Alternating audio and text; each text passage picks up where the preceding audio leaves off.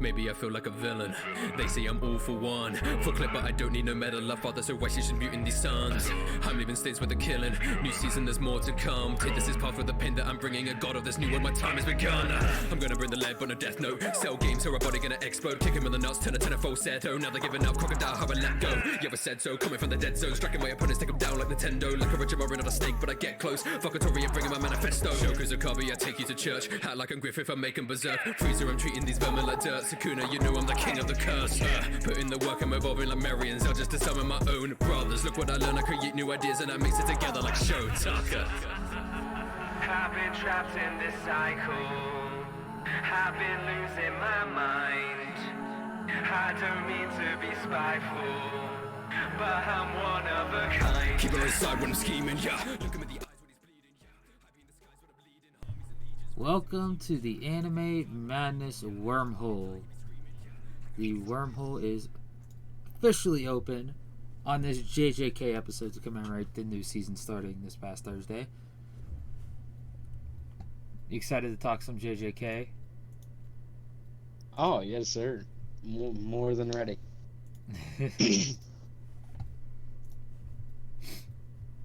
Alright. What? So, what is something that you're looking forward to for this season, Kush? Oh, by the way, I'm joined with the Kush Master tonight. Oh, hello, Bonito Flex.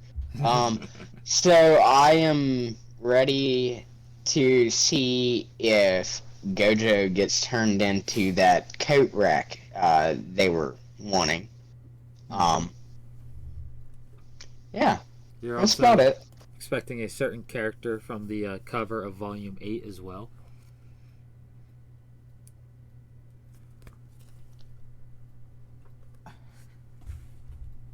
Was that you that sent that, or was that... Not Taco. me. No, someone said about a certain character from JJK.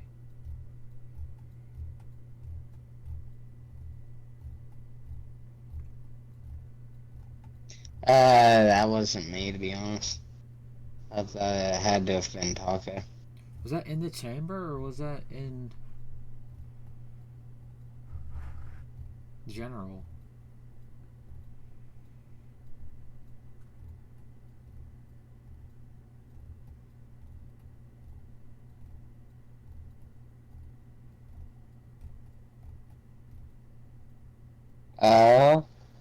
I'm not sure, to be honest.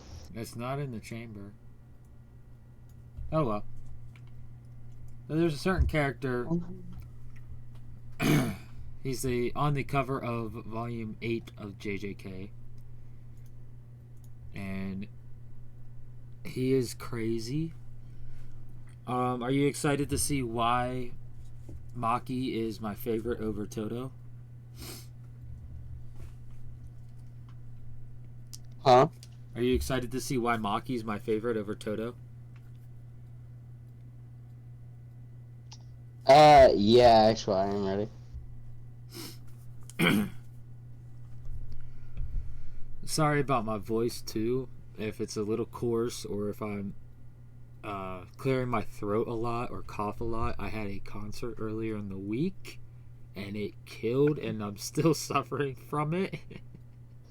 Oh, actually, I think I seen that on your Snapchat, man. How was it? Bro, it was crazy and it was one hell of a show.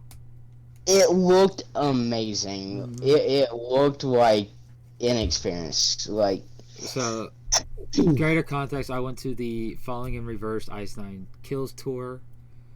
They also had Crown the Empire and Under Oath opened up for them. Freaking Ice 9 Kills. That was my first ever metal concert.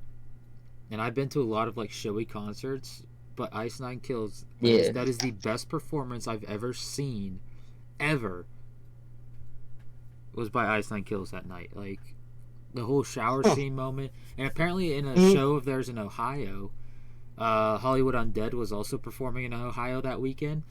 And Spencer, the lead singer of Ice 9, asked the lead singer of Hollywood Undead to do a bit on stage with him, and in the shower, when they perform the shower scene, they bring out a curtain and they do a spotlight stabbing where Spencer stabs the person.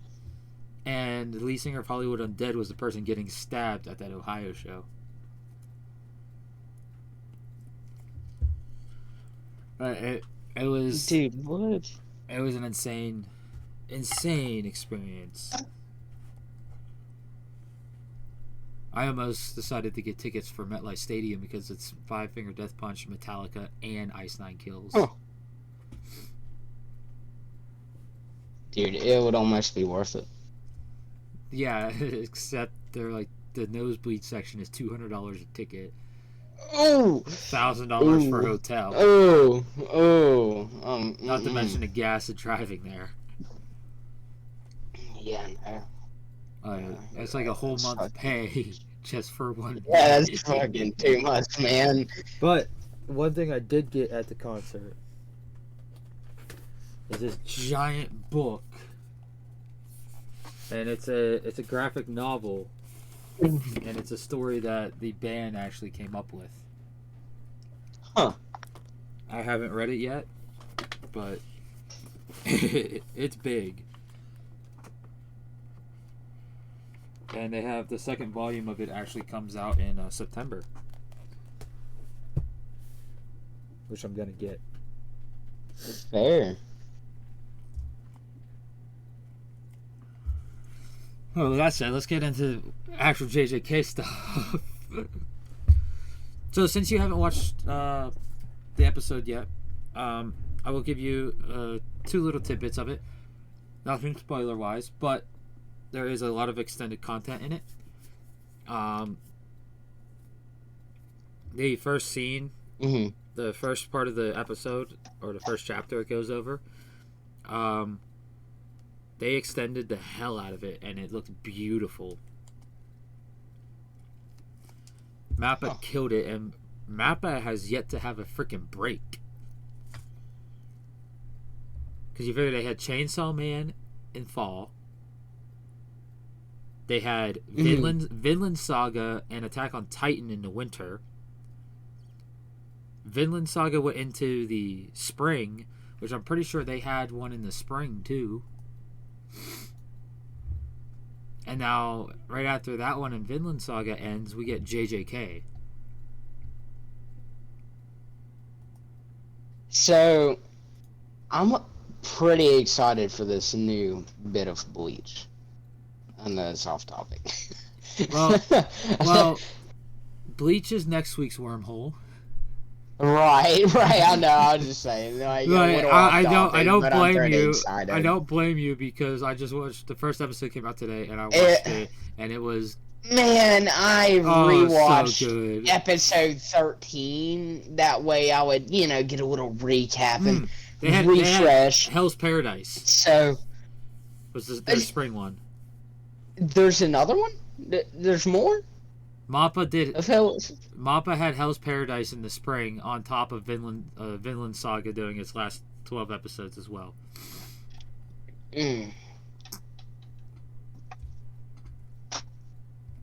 Mappa's crazy. Man.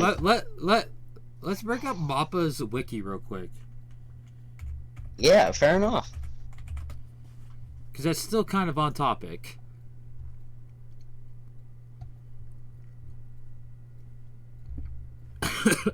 They have 360 employees. They were only founded in 2011.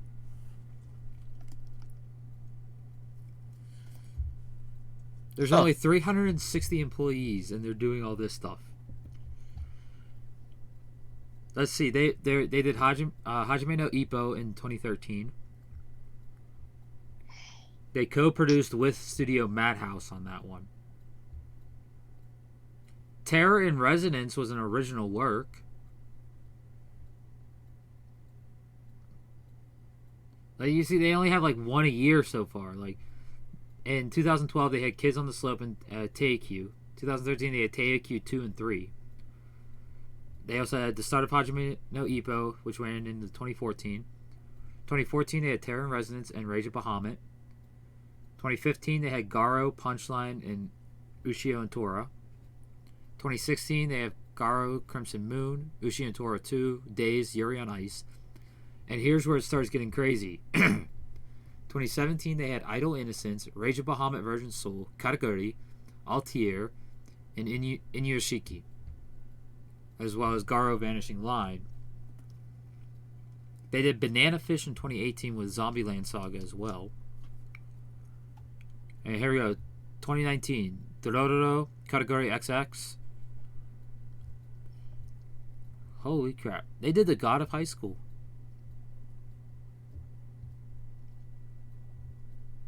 And then they picked up Attack on Titan in 2020 for the final season. Because they stole that off of Wit Studio, which they also took Vinland Saga off of Wit Studio.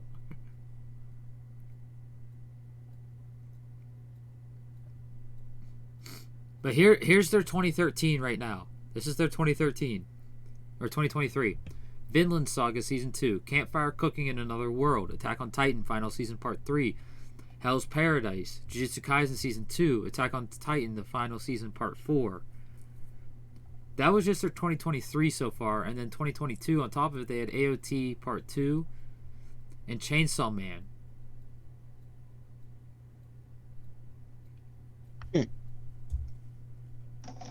Like, these animators have not had a break. I have yet to see Chainsaw Man. So the anime is getting a lot of hate. Mm-hmm. But why? So I heard about that couple-minute-long scene that decided to be cut out of there. I believe it was that Chainsaw Man. I believe. As far as I remember, Sage was telling me about it. It was a scene that I probably can't talk about too much. And he said that it was like a minute long or something like that, some crazy shit. And I'm like, okay. I don't recall anything being cut. I don't know. That's what that's. What I know maybe there was a scene in a bar that got censored. Maybe it had something to do. In the manga, they're at the bar celebrating, and Himeno, the girl with the eye patch, gets drunk. Okay. And vomit, and she kisses Denji, and it's Denji's first kiss.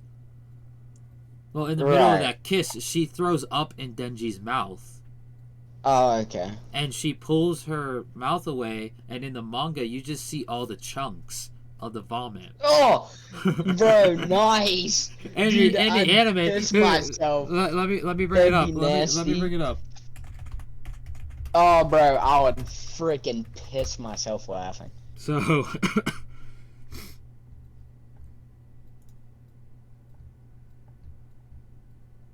I know you might not be able to see it, but when you rewatch this, you'll see it. But for anyone watching, if my computer wants to load,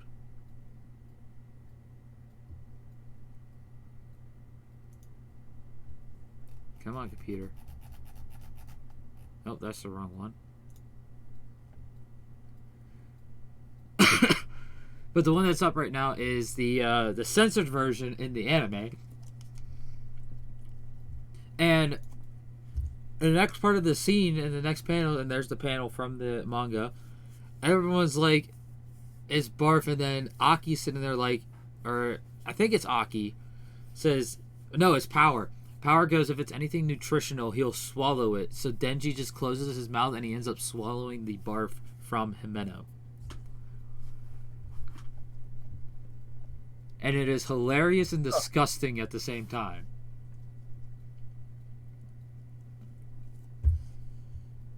So they censored that bit.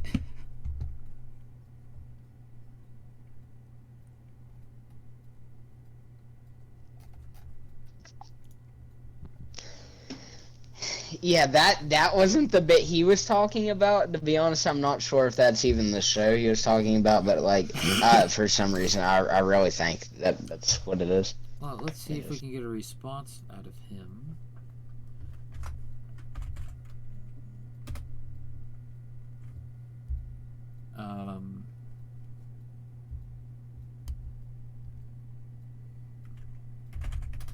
Yeah, you'll know. You'll either know or not by that text. Uh, no, apparently that was like a minute long scene, and they like took that out or something. That's what he was saying. I don't know. No, that was the information I received, and I'm like, okay, we'll go with that. Like, no clue. Yeah, I'm not sure. Yeah, Because I watched so many. no clue, man. I watched so I've many no different clue. things that have so much stuff in it. Like in Evangelion, there's Yeah, there's a scene in the manga where I can't remember her name, but she's with her old fling and they're getting it on, and it has like one panel of it, and then they kiss, and he gives her a pill in her mouth that she doesn't swallow, of course, but it's a capsule that has a little paper in it with information. But in the anime, it's like a 5-minute long scene where it's just showing an ashtray and a cigarette, and you can just hear them going at it in the background. And it's like a 5-minute long scene, and it's like, yo, why did they have to? There's no need for that. yeah, dude. No, that's no need for that.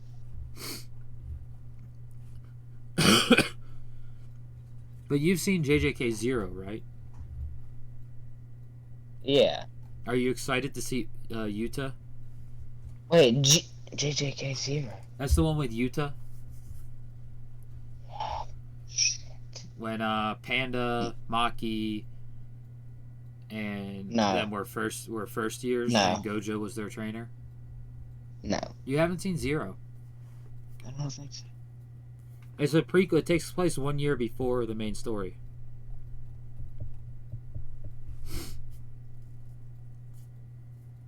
If it was the movie, I haven't. Yeah, it's the movie. Mm-mm.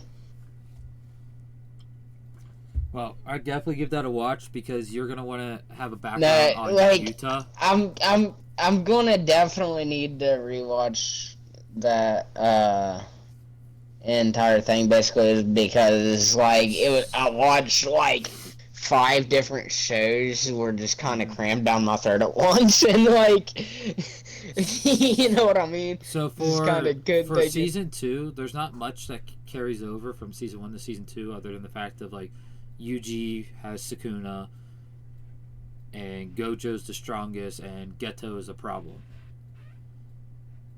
Those are like the 3 main things you need to take from season 1 into season 2. And the fact of Maki was disowned by the Zenin family. Oh. Because the Zenin family is going to be a huge thing in season 2, especially during the Shibuya incident.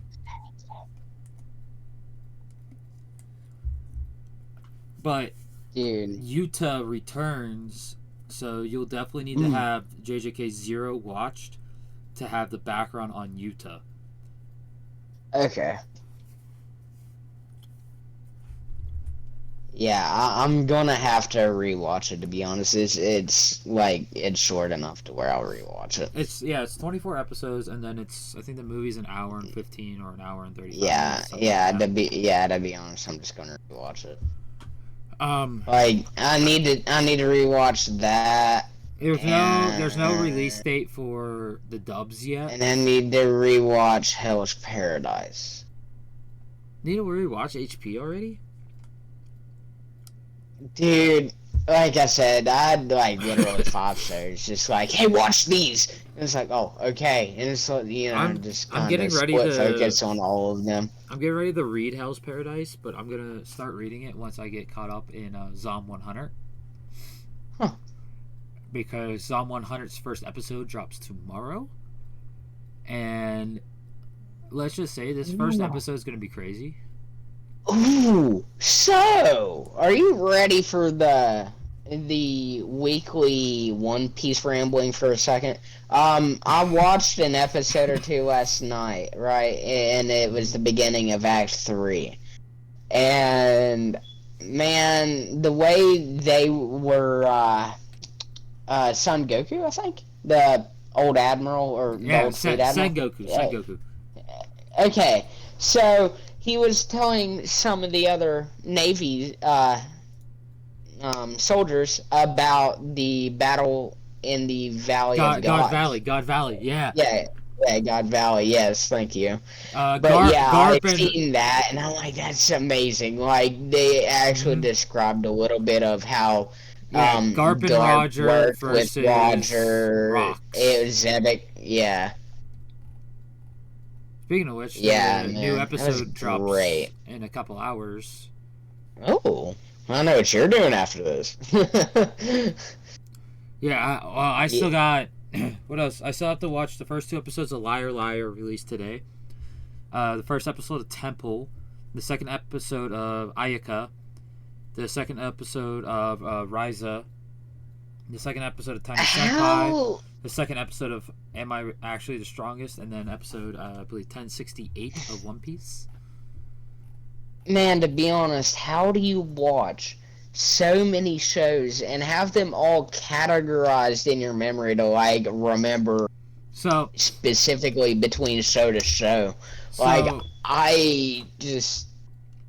You won't be able to see this because you don't have the stream pulled up, but for people watching, yeah. I have a notebook in front of me that is filled with daily shows, and when I update my MAL to put the episode number, I give it a circle, and then after I watch it, I cross it off. And it's categorized by date. And then I always have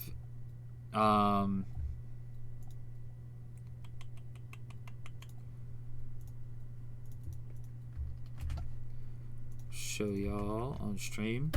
I use Anime Timetable, which I think I've told you about Anime Timetable as well. Yeah. But I use Anime Timetable, and it has what time the shows come out and what day. And this is how I update the weekly schedule in the Discord as well. So this is actually a couple weeks ahead, because in my notebook I have through the 30th of July written out.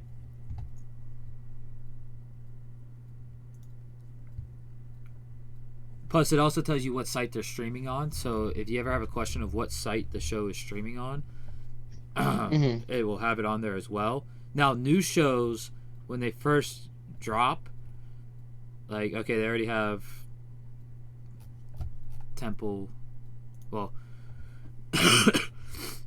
they won't have the date there exactly yet, or the service provider there, unless it's something like Bleach has the rights bought out for the streaming, so it already had Hulu there. But they finally added it on Temple earlier today. They didn't have it on Temple for what platform it's on. This is what I use and how I keep a track of it like that. But I believe it's 1068 that drops for One Piece tonight. Dude, I just don't get it. Like, because I would watch like 2 or 3 shows, right, at the same time, and I just, in my head, I can't keep track of everything that happened between, say, the 3 shows or 4, whatever. So Saturday is my most packed one, because I'm watching Mix, the baseball one, OP at level 1, Bleach, Horimiya Peace, Temple, Ryza no Atier. Once this comes back, Misfit of Demon King Academy Season 2, once it finally comes back. I think it's coming back soon. Episode 1 started back up on July 8th. So I believe the new episode, August 19th is when the new episode will drop. Liar Liar, Ayaka, My Tiny Senpai, Am I Actually the Strongest? Nier Automata dubs will be on Saturday. They put the subs on Sundays now. Hell's Paradise was on Saturdays. A Galaxy Next Door was on Saturdays, and One Piece. You said One Piece is on Saturday? One Piece new sub episodes is on Saturdays. They had a dub drop on the 4th of July. 977 through 989, and then July 5th we got dubs on Crunchyroll. Okay. But you said you just saw the. Okay, so you're gonna get ready to start 9:59. So, what I don't like the way that they did this, and I don't like the way Oda did this either, because this is how Oda did it in the manga. So, Act 3 of Wano is the raid on Onigashima. So, they have the first episode of Act 3, the rendezvous at the port, episode 9:59.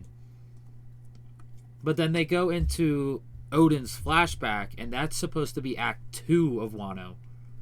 Because in the manga, it doesn't say Act 2 concluded until after Odin's flashback. Okay. So Odin's flashback takes place from episode 960 all the way to 975. And 976 goes back to the present day where Act 3 officially begins. That's a nice long flashback. It's the best part of between Act 1 and 2. Odin's flashback is the best part of Wano. And it's in the anime, it's the best part up until episode 1000, of course, is better. Because it's episode 1000. Right. And then episode 1015, because that is chapter 1000.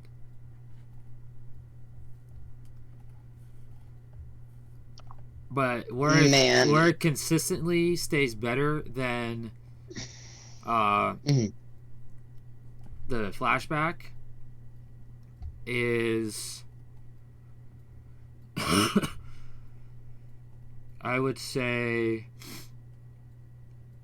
probably episode 1044, because that's when we get Robin's new power up.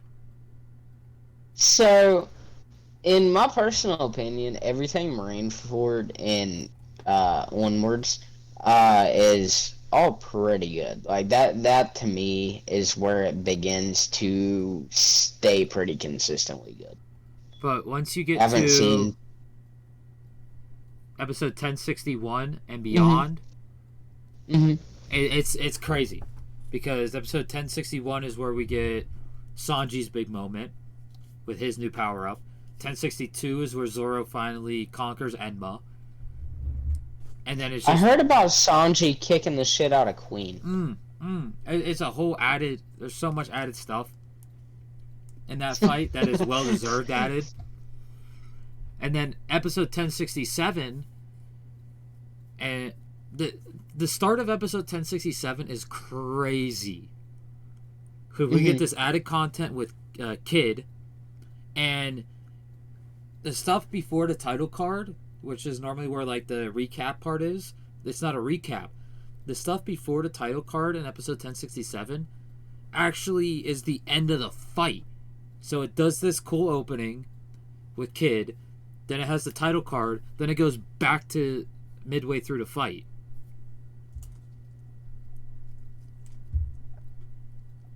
And then we get what Kid was getting ready to do and what Kid did at that beginning part, we get at the end of the episode.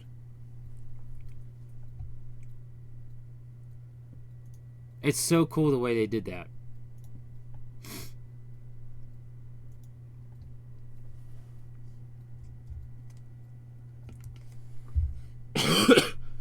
Oh. I can't wait to get up there where you're at with it. Bro, and then the manga, like they just revealed the cover of volume 106.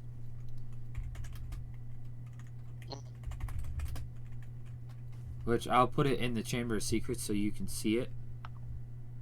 Okay. But it looks so cool. And then there's a whole commercial for it in Japan, because 106 is about to come out in Japan.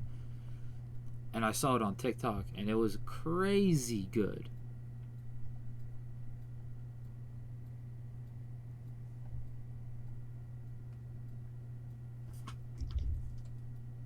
'Cause we got I'm volume going- 104 just this week. Huh. Or no, we got 103 this week. 104 doesn't come out yet. Okay.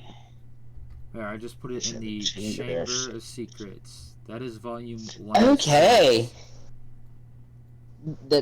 Okay, that's nice. Because this is the volume with the first chapters of the new arc. Dude, I can't wait.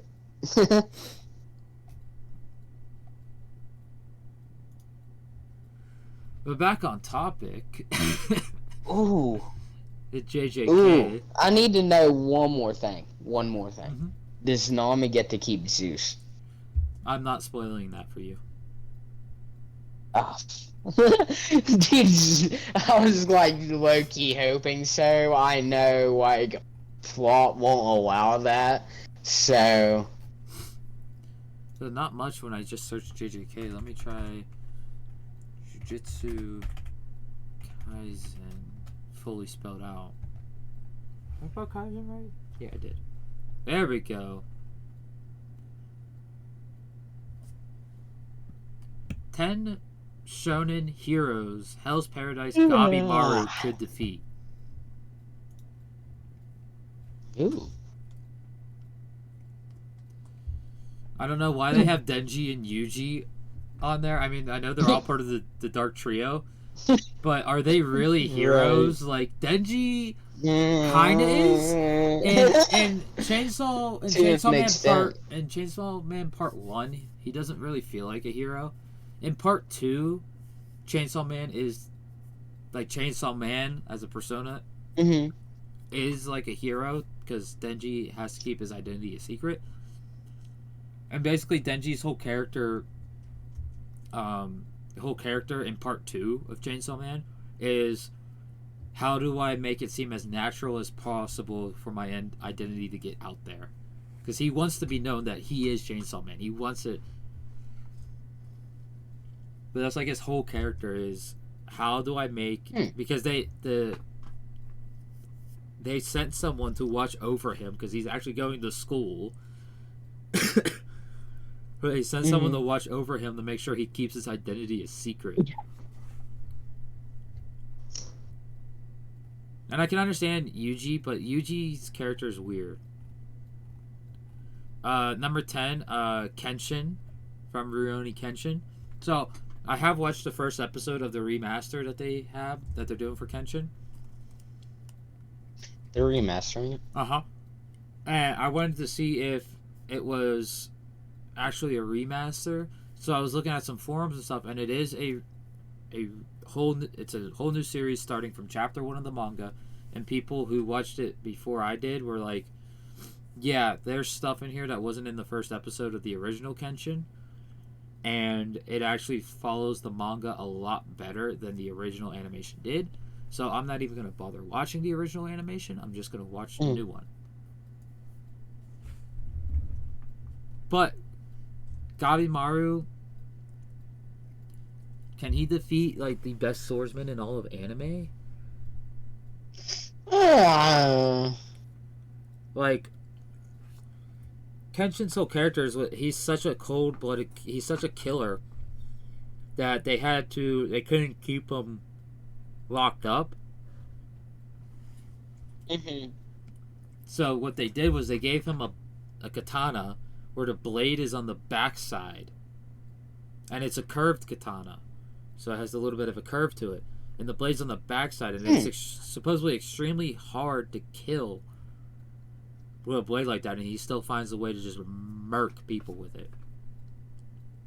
Jesus. So I think that one would be a close fight. But with Gabimaru's agility and his nimpo, I feel like Gabimaru would be able to take it at that point. I mean, a lot of fighting has to do with agility in my aspect, like the way I see it.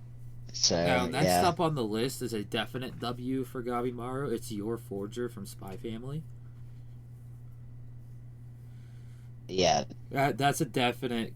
Gabimaru wins that fight hands down. No diff at all. I would say Kenshin is mid to high diff, hmm but Yor is low diff, if not negative diff.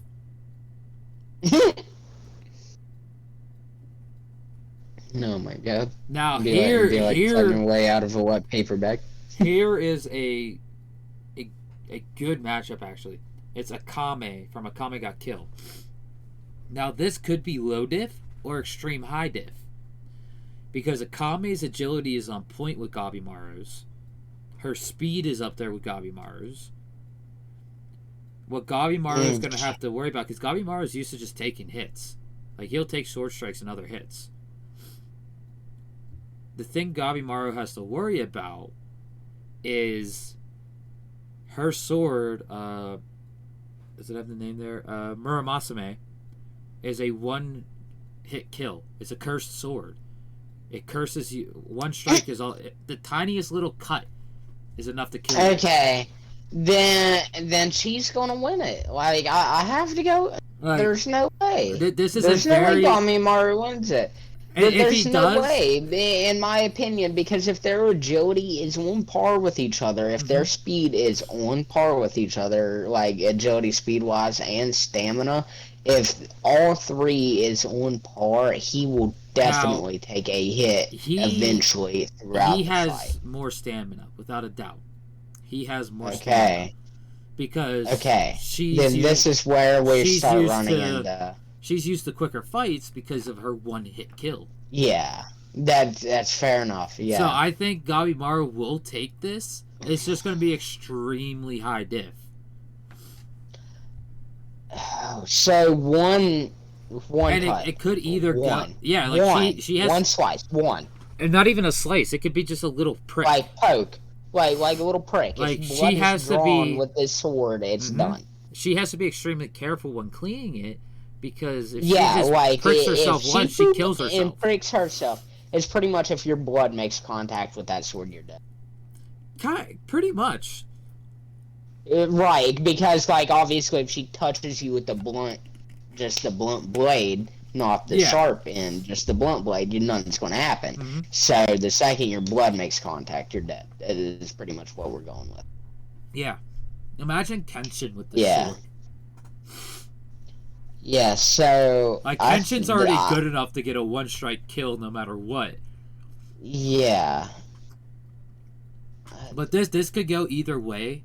Either way, though, it's still extremely high diff. For Akame to win, it's high diff. For Gabimaru to win, it's high diff. But I can see it going either way. Yeah, he has more stamina. He has more stamina, So and I can see where you're coming from. He has better The critical beginning thinking. of the fight, I feel like would be her best opportunity to end it. I feel like the beginning as well, because Gabimaru's not going to know that sword is a one-hit kill. A one tap, yeah. So he could just be thinking, hey, So this blow, whatever. his critical So the thinking beginning is going to be insane in this fight too.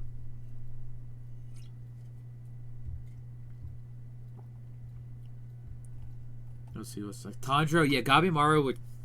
This is a negative diff. For Tanjiro? Yeah, this is a negative diff. Gabimaru would absolutely Fuck him ream Tanjiro. Yeah.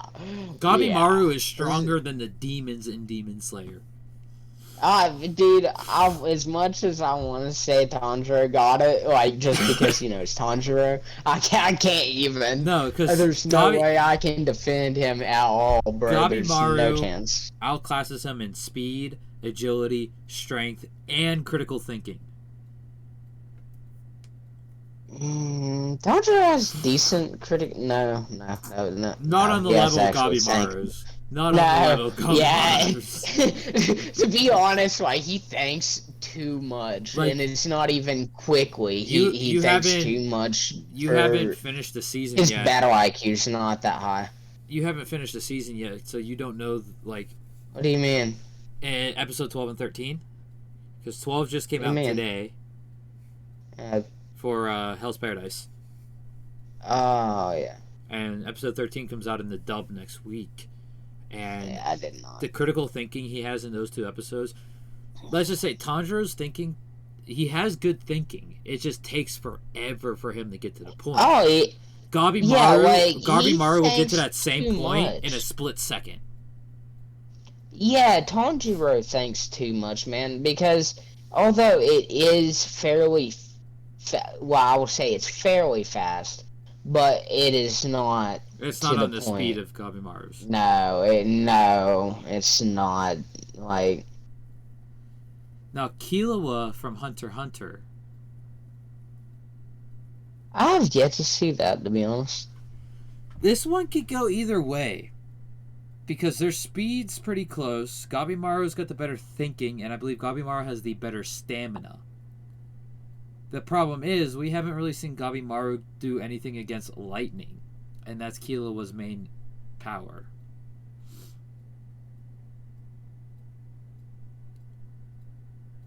So this is an interesting fight. I really don't know which side I would go on for that one. Kirito from Sword Art Online, Gabimaru is not beating him. I'm sorry. Kirito is like, especially if you're taking light novel Kirito, there's so little people who can beat light novel Kirito that it's insane. Gabimaru is not winning this fight. This is actually a low diff fight for Kirito. Now you take like first couple season Kirito before Alicization. Once you get to Alicization Kirito, Gabimaru is not winning. But pre-Alicization, Gabimaru will win hands down.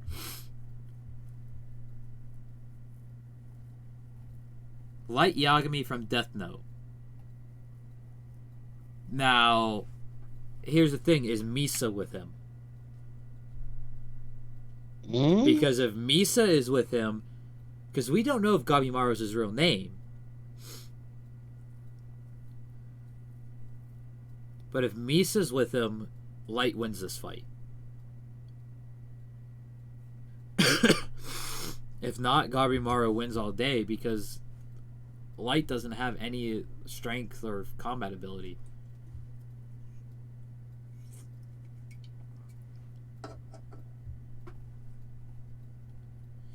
Ooh.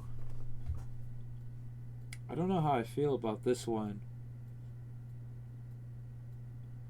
Because Gabimaru definitely has the speed, strength, and critical thinking over this character. But this character also has Gabimaru's natural weakness to Gabimaru's Ninpo. That's ice. Shoto Todoroki from My Hero.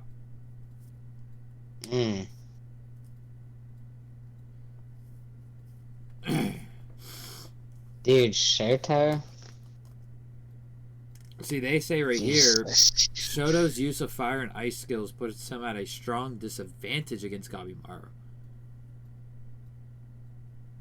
But the thing is, how hot is Gabimaru's flames? Because Todoroki is able to use his ice to combat Dabi's flames. Those are definitely hotter than Gung. Yeah. there's no doubt. This would be an interesting fight. Shoto Domin. I'm sorry. I'm gonna say the same thing as Akame here, because this is an interesting fight. It would be an interesting fight, but I think gonna it could probably go pose either the way. one question. I'm gonna pose the one question to you, and depends on your answers what I think. His Gabimaru's flames hotter than Dabi's? See, I don't think they are, because blue flames are hot. Blue, it goes like you have the red and yellow flames, then blue, red then and white. yellow, and yeah. And Shoto's been fighting against blue flames for a while. Yeah, and he can handle. There is one point. There is one point where Gabimaru has white flames. but he doesn't hold Now- them that long. He doesn't hold them that long. So, given the fact that it can't, what would your time estimate be? Because that would matter a lot. To See, be honest, I don't know because I haven't read the manga yet, so all I know is the information in the anime, and I don't know if it was Okay. just like, oh, he couldn't maintain the white flames for that long, or he chose not to because he didn't need to for that fight. But they're saying Shoto could. they're saying it's May- going to come down to whoever is superior physically, and in that aspect, but- Gabimaru has his and- hands down. Yeah.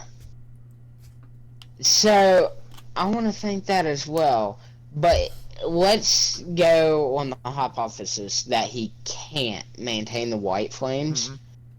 In that hypothesis, I think Shoto would win purely because he could suppress the flames. He could legitimately freeze them. I think as soon as Gabimaru sees that Shoto can use ice to suppress the flames, Gabimaru is going to go straight into just hand-to-hand combat mode. And if when he he closes ha- the he gap, has- and Shoto's Mhm. about over. He Yeah. has the speed advantage over Shoto easily. Yeah. So- So I mean, to be honest, if Shoto hits him as hard as he can, right from the beginning, it does not let up with the eyes, Shoto wins. If he doesn't take it completely serious Mhm. from the beginning, then Gamimaru would win. Yeah, this is another one That's that my I'm going to prediction. have to say is like the Akame one. It can go either way, but either way is going to be high diff. Hmm Next Yeah, up, because like, Denji. oh sorry. And- Now, Denji. This is going to have to be a test of endurance. Because Denji. Gabimaru would have to keep the fight going until Denji runs out of blood and can't use his chainsaws. So. That's how this battle is going to have to go. So in that aspect, I see it going to Gabimaru, but it's high diff.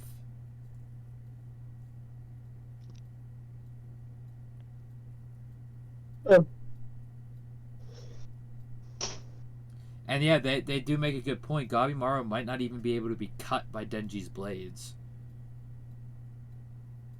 Because we see in the very first episode, he can't be decapitated. So that actually makes this a lot easier too. I think this is going to be definitely a Gabimaru, and it's probably going to be low to mid diff, depending on, because if Denji goes full chainsaw mode, which hasn't been animated yet, it's in the manga. When he fights the Gun Devil, he goes in this full chainsaw mode. Denji in that form might be able to cut Gabimaru. But Denji, as he's known in the anime, where he's at in the anime with his power level, Gabimaru would win this easily. I could see why you're saying that, to be honest. And then number 1 is Yuji Itadori. Now this is the problem. Is it one Sukuna finger to Yuji? Is it pre-Sukuna finger Yuji? Is it 5 fingers Sukuna Yuji? Or is it what he is at the end of season 1, 8 fingers? How many fingers of Sukuna has Yuji taken in for this? I mean, when was that posted? We'll go off the date of posted. If it's when it's posted, That'd be the fairest way to go about it, correct? I have to go back up to the top. Or we could just go 1 day ago. to So, present. So yeah, literally, okay. but Yeah. if they're going out, because So there you they go. used a manga image for Yuji, as they did with Denji as well. They used a mixture of the manga and anime. So, but they used the first volume cover for Yuji. So if they're going off the manga, then it's basically Gabimaru versus Sukuna.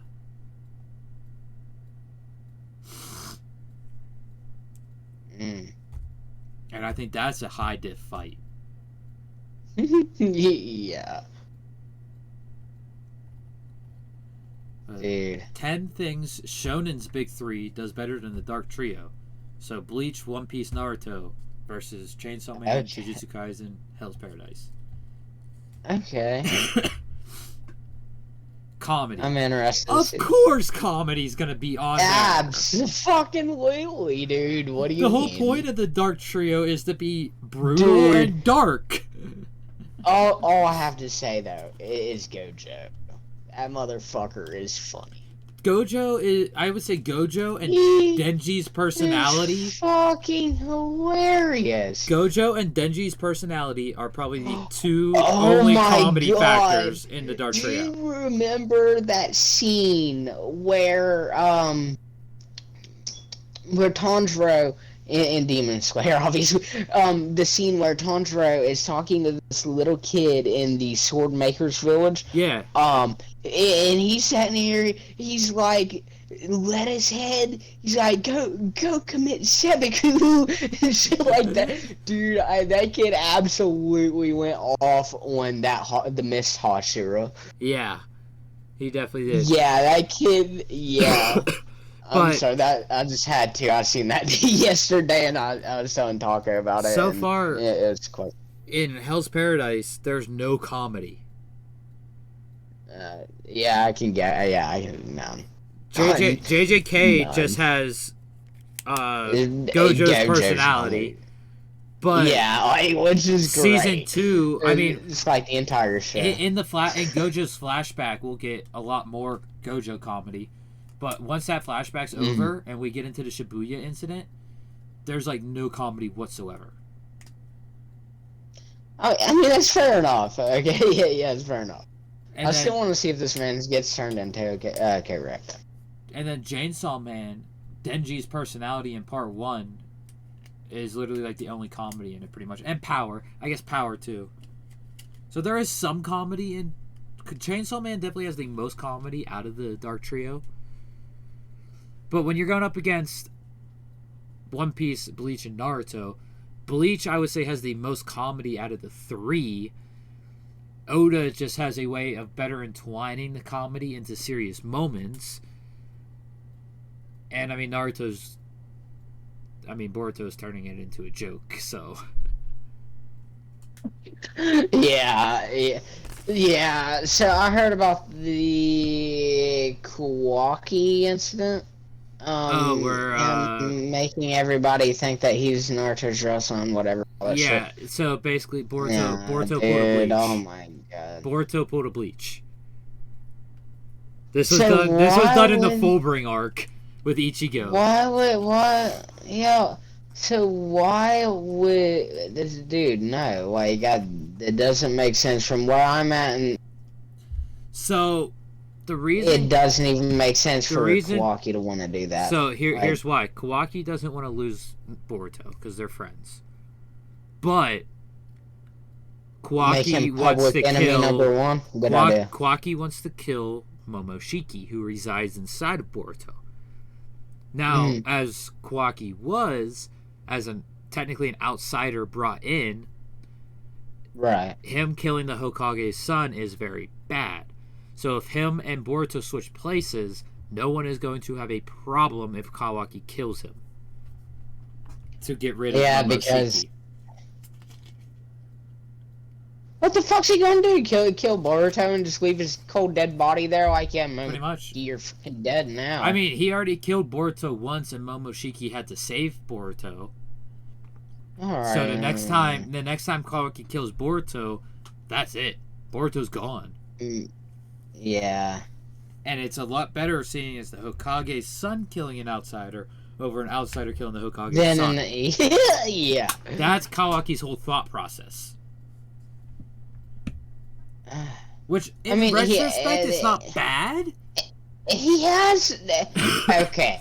I'm not saying what he's doing is right, because it's absolutely the fuck not, right? Before he did this, but- he did ask Naruto, would you be able to kill your own son if Momoshiki took over his body and it was still your son's body? Would you be able to do it? And Naruto was straight up like, I don't know. And that pretty much set in stone Kawaki's thought process of, okay, I'm Yeah. doing this. I mean, to be fair, could you? No, I probably couldn't if it was my own child. Dude, I mean, as much as I'd like to be like, yeah, I'd stab that little motherfucker in the throat, but I couldn't, I don't. Yeah. Next is I don't know, man. incorporation of romance. Now, Okay. Bleach doesn't have any Yeah. of that. One Piece doesn't have any None. of that. It's all I mean, what, like, or Hime and Ichigo get together by the end of it, but like, you don't see any of the romance that brings them in. You see Orihime's side of it. Not much of it, yeah. Like, it's very easy to Here tell and there, Orihime likes things. Ichigo.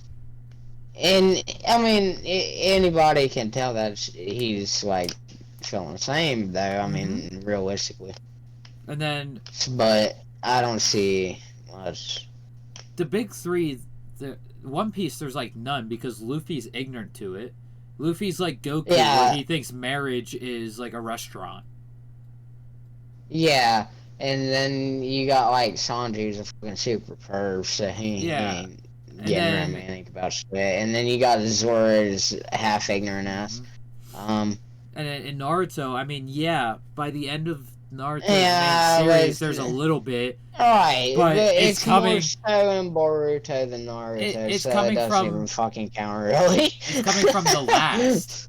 Like, Naruto the last. The last, alright, that's... Like, Yeah, so I can give the last enough credit for that to beat Hell's Paradise and the other and two. I do agree, yeah, to like, be the honest, the there's Dark no- Trio, like, there's, like, no romance. I mean, none. Hell's Paradise, there's None. kind of, because Gabimaru does have the wife.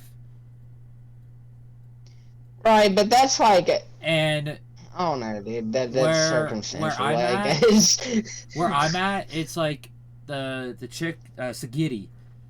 It feels like Sagiri has feelings for Gabimaru. So there is romance in Hell's Paradise, not a lot.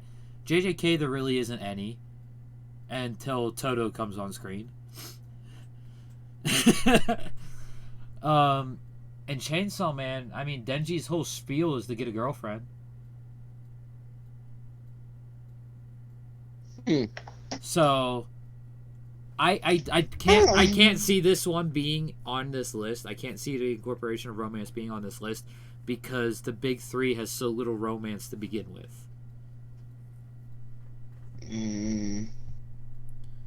I would say, like, between the Dark Trio and the big three, they have like the same amount of romance. Dude, which isn't much at all. Now, number 8, it says more creative and effective antagonist. So you have Aizen. Yeah. You have Aizen for Bleach. Yup. You have Madara and Kaguya for Naruto. As for, like, main villains. Kaguya was just a fucking backup, bro. Like, the only reason she's a thing is because Guy fucking ate Gates to Madara. Like... Yeah, Kishimoto made Madara too weak. Kishimoto, I know, dude. That's what Kishimoto I'm saying. straight up He made fucked Madara up. too weak. And it wasn't even It wasn't even like normal Madara that Guy beat into the ground. It was Jubidara. I It know, was dude. 10 tails And he Madara. just fucking... And he bodied busted him. like it. Yeah. Oh, hold on. And he didn't even die from it because fucking God Naruto over here. Yeah. But you know, just the little things. Oh, your heart stopped. Your fucking chakras depleted. But In a I'll save creativity you. aspect, Naruto is not up for talking this. Bleach and One Piece, though, like, we still don't even know who the actual final villain of One Piece is. Dude, I know. Is it Inu? Is it what- White? Is it Blackbeard? Is it the world government itself? I was thinking my theories as of where I'm at now, right, of final villain aspect would be world government, which is probably what I'm going with, what I really think, and if not, a second would be Blackbeard. So But I think I more have realistically, the world government, namely the E- dragons. What the fuck so are they called? I would say, like, my thought process right now on the final villains, at the point I'm at in the manga, it's between Emu and the Gorosei. So the 6 top members of the world government. Okay. Akainu, Green Bull, and Kizaru. So would it not be the government in whole, or? So, what I think is if it comes down to it being Emu and the Gorosei is going to be the final villain for the Straw Hats, which I don't think that's going to be the case. I think Emu and the Gorosei are going to be the final villain for Dragon and the Revolutionaries. Now, Akainu that sounds more doesn't really realistic. care about the Revolutionaries. Akainu is more focused on pirates. So having Akainu, that's fair. Akainu, Green Bull, and Kizaru, because Fujitora, I don't see Fujitora staying with the Marines much longer. To be honest, I don't. I kind of was getting that vibe from him, but I wasn't too sure on that. Because we find out what happens at Reverie, and let's just say I think Fujitora is in a battle there to protect the Celestial Dragons. Same with Green Bull, and Green Bull's like, we have to be careful of the Celestial Dragons around us, and Fujitora's like, really? Because I could end this thing right now with just one swing of my sword, but it'll kill all the Celestial Dragons. I see Fujitora joining the Revolutionaries. Oh, dude. I can see Fujitora joining the Reds. My reasoning behind, I could agree with you on that. He seems like the kind of guy who truly wants what is best for the general public. And in SBS, I don't think he's more. I don't think he's so. Oh, the government. Let's listen to the government. I think he's more. Hey, this is more right. This is going to help people. And that's not. Green Bull is a huge simp for Akainu. Oh fuck. So, but we got his in SBS 106. We got Green Bull and Fujitora's forms of justice. I'm bringing it up right now. The Library of Ohara. I'm gonna bring up the SBS because I can't remember off the top of my head exactly what their justices were. So people thought that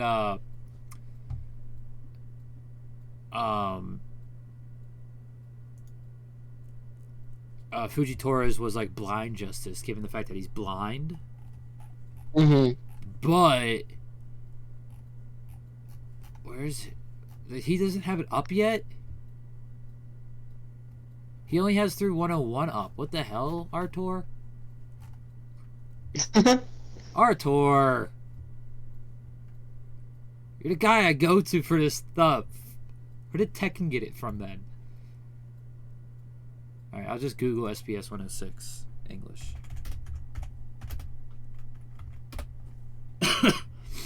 Here we go, on the wiki.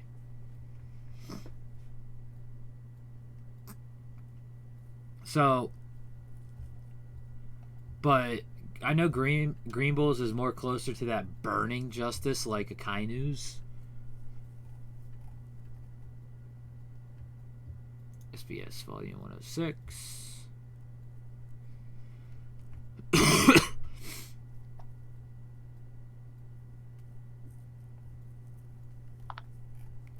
Alright.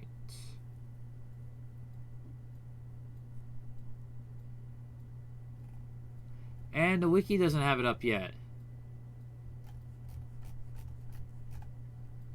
Alright, well, Fujitora's is like a moral justice. Where it's like, what is the best thing morally possible? Hence why he was so humble at Dressrosa.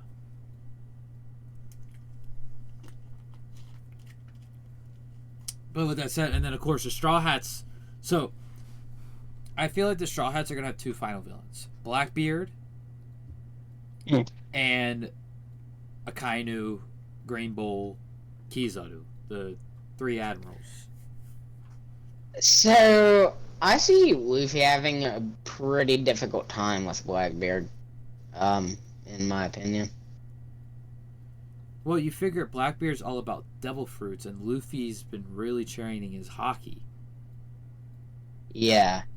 So, I mean, it's just for me. The reason I said that is because of his original devil fruit and pretty much what happened with the ace and all that. Like Right. I've seen how powerful it can be. So I haven't really seen Gear 5 Luffy, so I can't speak Well, for that. But Ace- for what I've seen, Ace also wasn't using hockey in that fight. okay, that's true. So with Luffy using, With Luffy using hockey, I see that being. but an he would easy have to fight. use full armament hockey, wouldn't he? He wouldn't have to. I mean, I could see. Would he Luffy, not against? Luffy using one Rio punch against Blackbeard right now would probably be enough to knock Blackbeard out. Really? Like, you figure Blackbeard isn't as strong as Kaido. And Luffy Right. was doing damage It's with just his Rio. more so his devil fruit that gets me, right? Because Yeah, it can and hockey- it spreads like Hockey, literally and if your hockey is strong enough, you can negate devil fruits. And, like, it's a slight spoiler, but Law, during the main battle on the rooftop with okay. Kid, Killer, Law, Zoro, Luffy against Big Mom and Kaido, Kid and Killer basically look at Law, can't you teleport Big Mom out of here with your room? And Law straight up goes, no, her hockey is too strong. I cannot move her. Oh fuck. And then later on, And she's after, not using full armament at that point, is she? no, she's not using Yes, hockey yes. at all. It's just once Law If she goes in needed the to use room hockey, it's done. and he's getting ready to like do shambles with her, like it's the innate hockey, like the hockey that's within you that Okay. you're not using. Just your innate hockey. I understand now. Yeah, it's kind of Yeah, like so it's kind no, of like spiritual hockey. See, Innate so hockey to me, is kind of like spiritual pressure in Bleach. okay, so to me, I thought that you would have to use armament to negate the No. fruits. So like Okay. innate hockey and So knowing conquerors, innate hockey and conquerors hockey are kind of like spiritual pressure in Bleach. Like your spiritual pressure, your Okay. Ryatsu level is your innate hockey, and then when you exert that spiritual pressure, like Yamamoto does in the Soul Society arc Yeah. against Ukitake and Shunsui, when he Mm. does that and he's getting the Nal scared as hell, that's pretty much like a conqueror's hockey burst. Okay. There's a part post Wano where the whole female law thing gets brought up again because someone else uses a devil fruit ability to change the gender of the heart pirates, and Law's just like, hey, just exert a little bit of hockey and you'll switch back.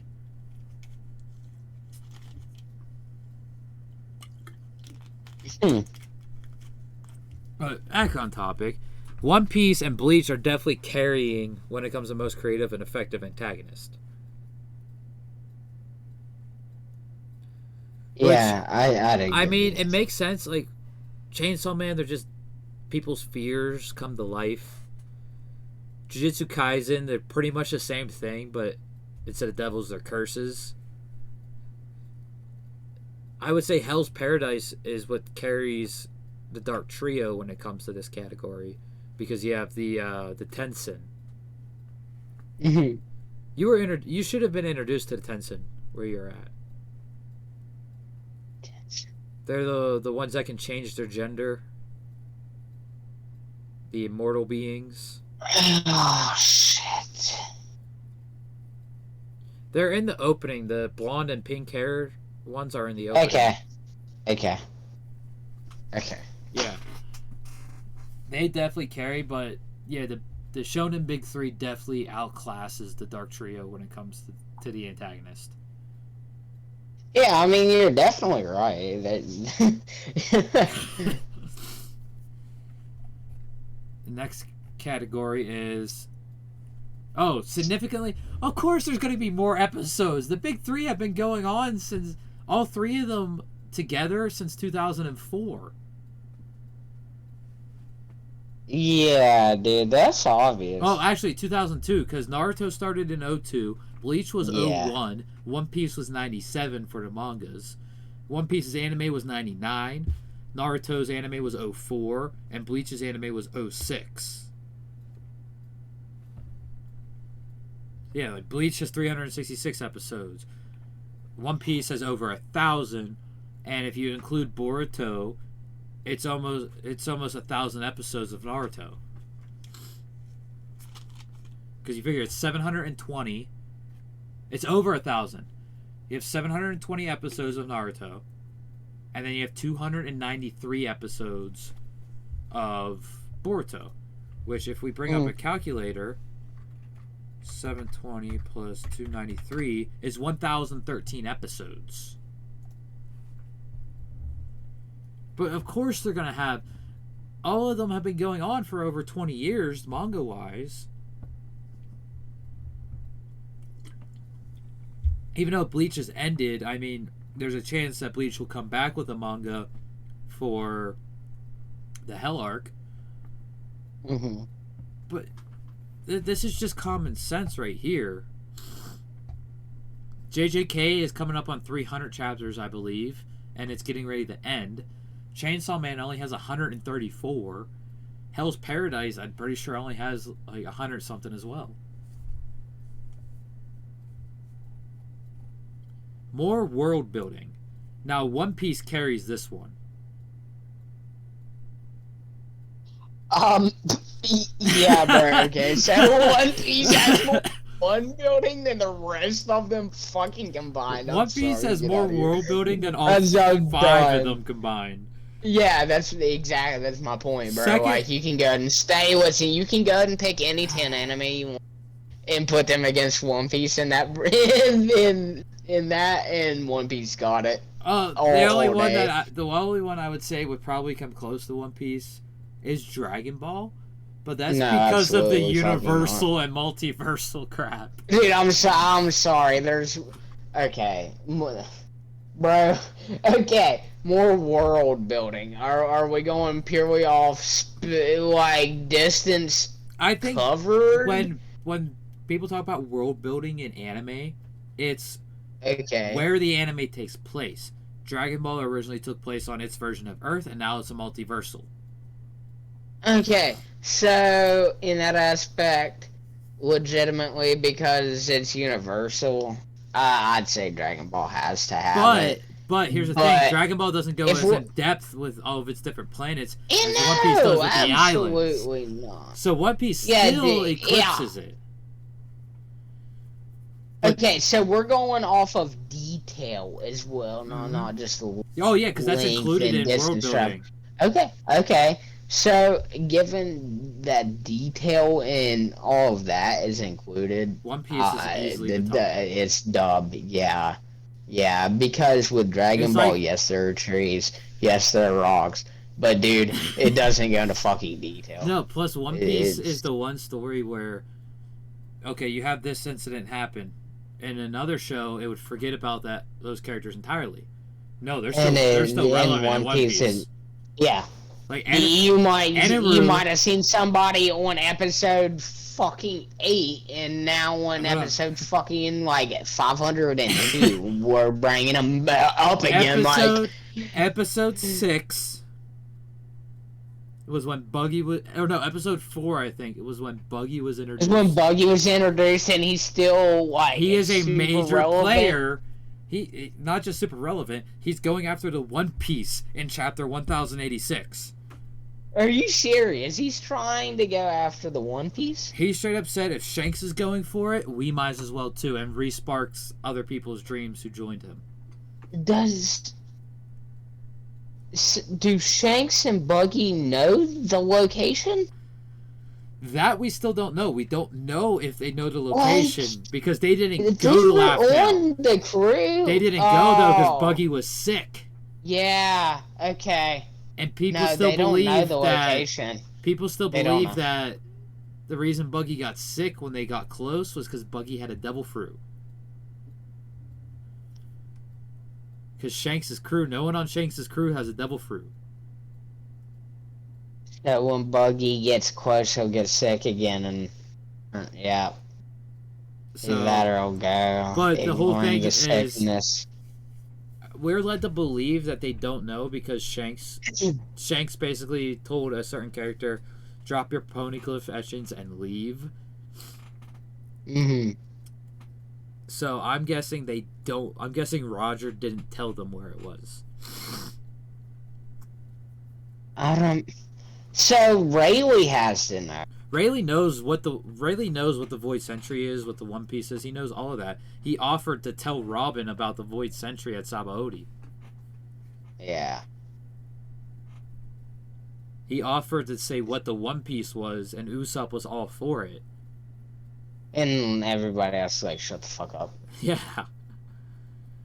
So Well, I would say out of these, it would ruin the voyage. Like if you Yeah. have somebody tell you, "Hey, this thing that you've been looking, like, listen, it's some gold, man. I would That's say all it is. It's some gold, what takes or number whatever it 2 really is." out of these 6, One Piece is number 1. What takes number 2 in world building would be Bleach, because Bleach has the different dimensions that are going Yeah, through yeah, I huge can agree. Plus, you have the Burn the Witch. London and Reverse London from Burn the Witch are in the Bleach universe.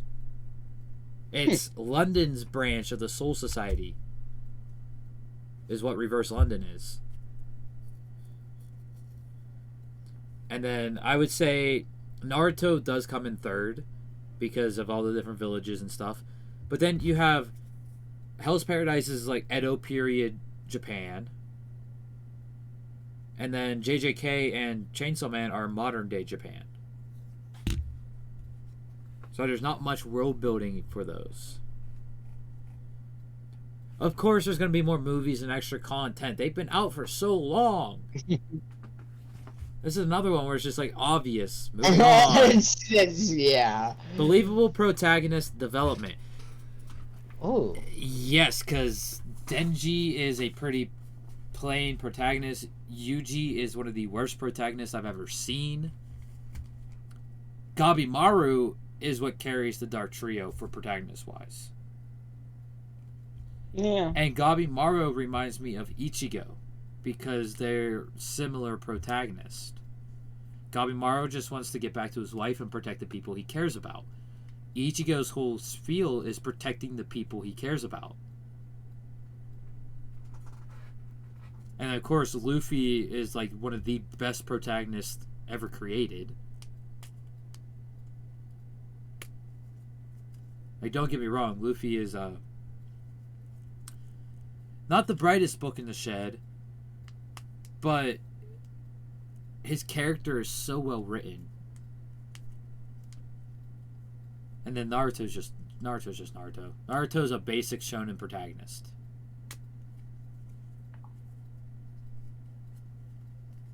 So when it comes to protagonist development, Bleach and One Piece definitely carry the big 3 side, to where Gabimaru carries the Dark Trio side. But Gabimaru does not carry it enough to make it better than the big 3.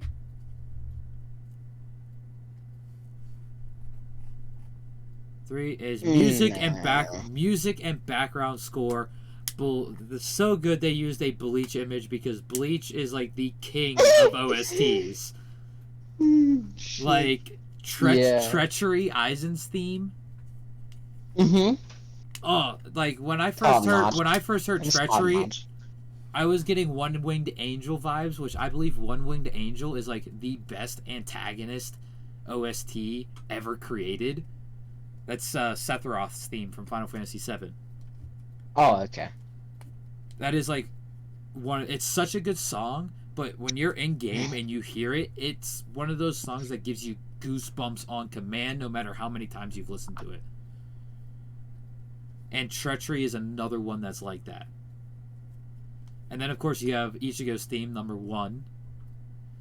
You have the Espada's theme, the Quincy theme. Bleach is without a doubt the king of OSTs. Now, when it comes to the Dark Trio, which I just realized the Dark Trio is all done by Mappa.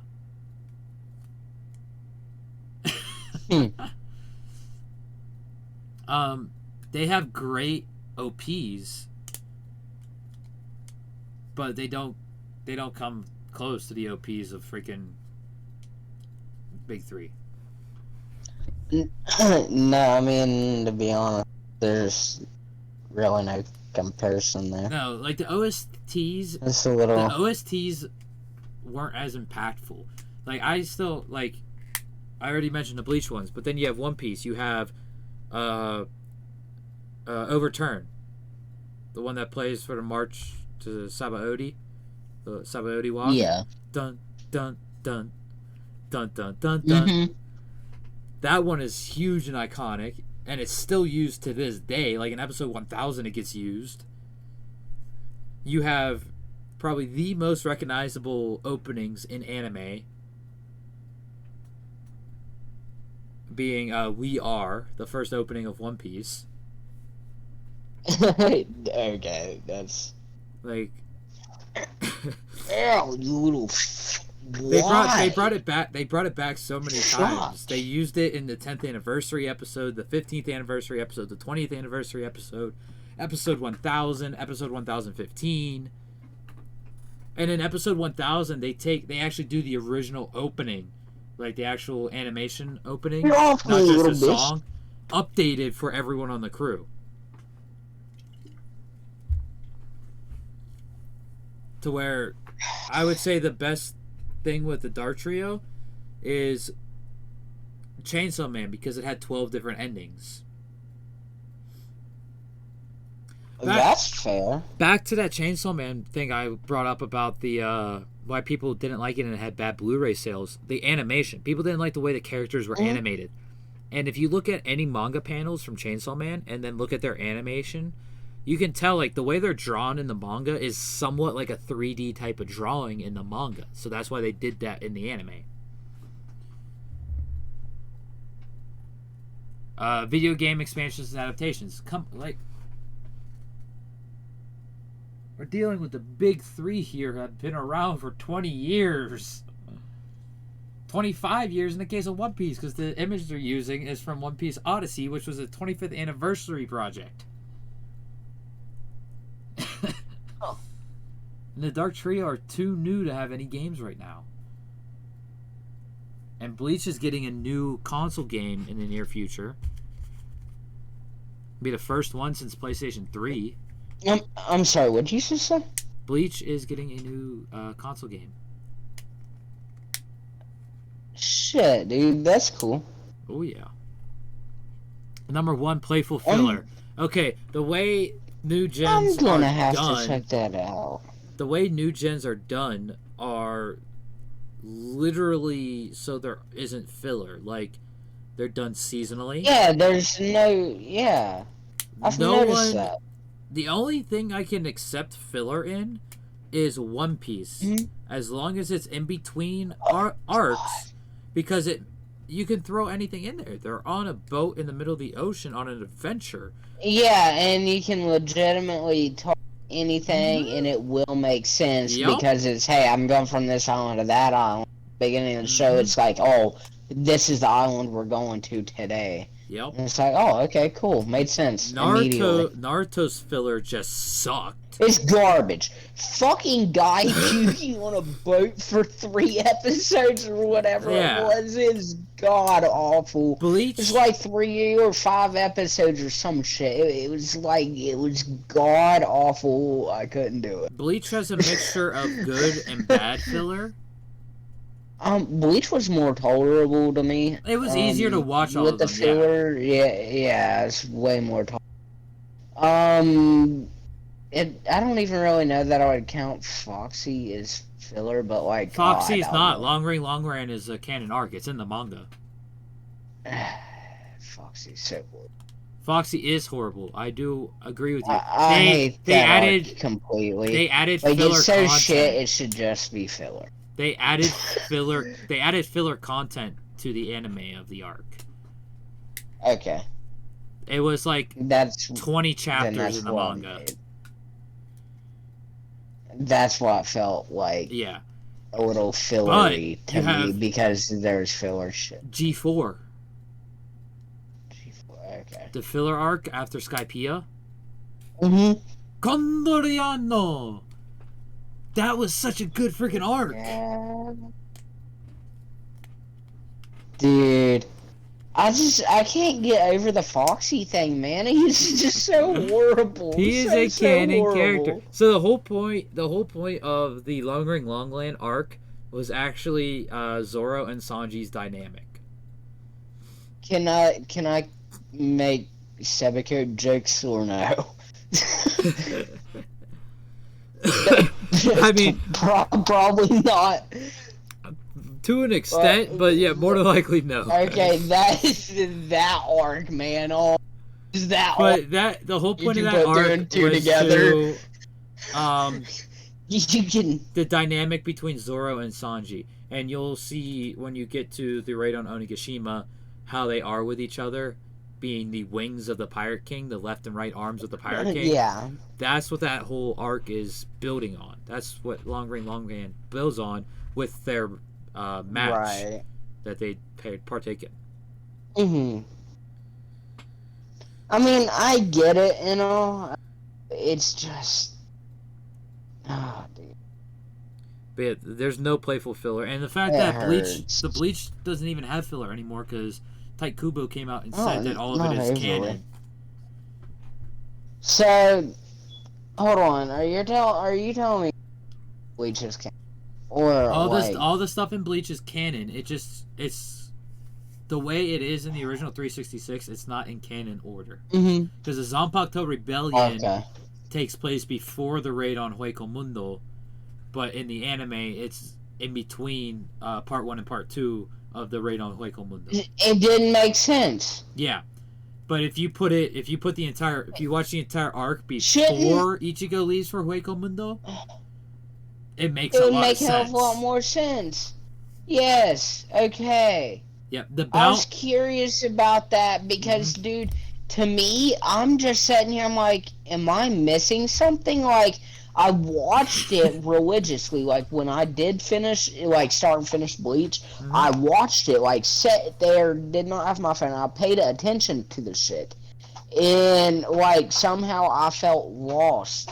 Yeah, And I'm like, how did that make sense? yeah.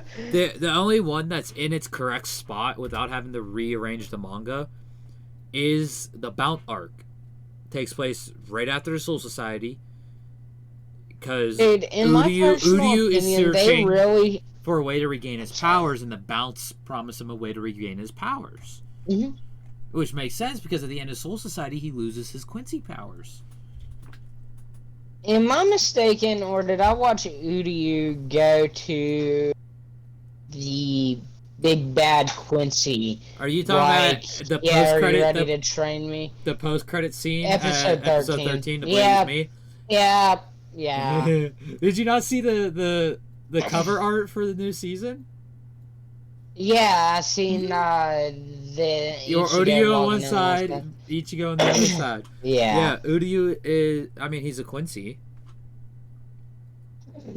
Right, but But I do like the way they expanded on it. See because in the- so him they- switching up in that aspect. I just couldn't see it. You need to rewatch the there's- whole first core then, because all the scenes with Uryu in the first core is all added content, and it's all hinting at him going over to the Stone Ritters. Oh fuck. In the manga, that post credit scene comes out of the blue. Like, we don't see Uryu for like 60 chapters, and all of a sudden he's with the Stern Ritters, and it's like, what? Alright. What? And in the Alright, first core of yeah. Thousand Year Blood War, we get all the background info, all the research that Uryu does during the times that he's not in the manga, and shows us his thought Okay. process. But it was just Okay. out of the blue, out of nowhere in the manga. So That's still a little bit shocking to me. Like, I mean, it makes more sense, you know, hearing what you're saying about that than what I thought before. But still, it comes as a shock. I'm gonna have to get back and see that. Yeah. I The 10 most ruthless anime waifus ranked. Now, Ooh, how are okay. they ranked? Are they ranked? Okay, so anime waifus like Spy Family's Yor and Mikasa and AOT show just how ferocious they can be. Is this ranked on their Oh my God. ruthlessness? Yeah, probably. All right, so that's I what, mean, that's what we're going with. You said Mikasa, right? That's bitch what we're going. We're ruthless. going off of What else is ruthlessness. she? Okay. She fucking ruthless. Number 10, and Tony would love this because this is actually his favorite character from Toradora. Taiga Aisaka from Toradora. You probably haven't watched this. No clue. Her nickname is the Palm Top Tiger because she is tiny and she's extremely violent. Kill. But when you see her soft side, it's just so adorable. I like violence. I haven't watched Noragami yet.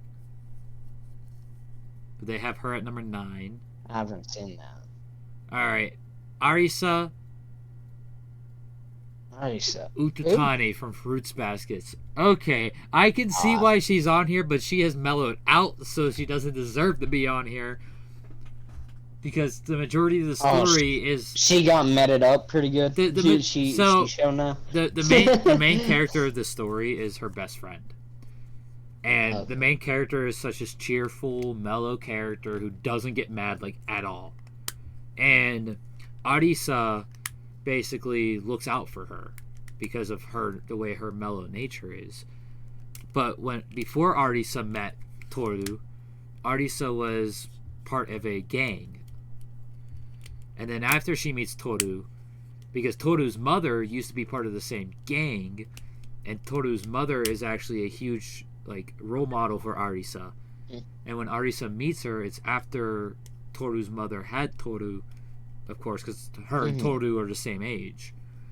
And because of Toru and Toru's mother, she mellows out. And she becomes... I mean, she still can get violent, but that's only if someone threatens Toru.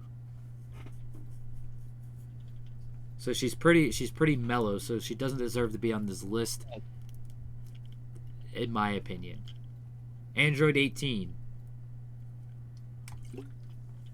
Definitely deserves a spot on this list. Number 7, She's though? violent. Can you think of 6 No, more above her? No, we need... She's too low now. Let's see. Oh, I feel like she'd be higher. Satsuki Kirien from Kill la Kill, the student council president of Hanoji Academy. She is definitely above Android 18. She is crazy ruthless. Above her is Urza Scarlet.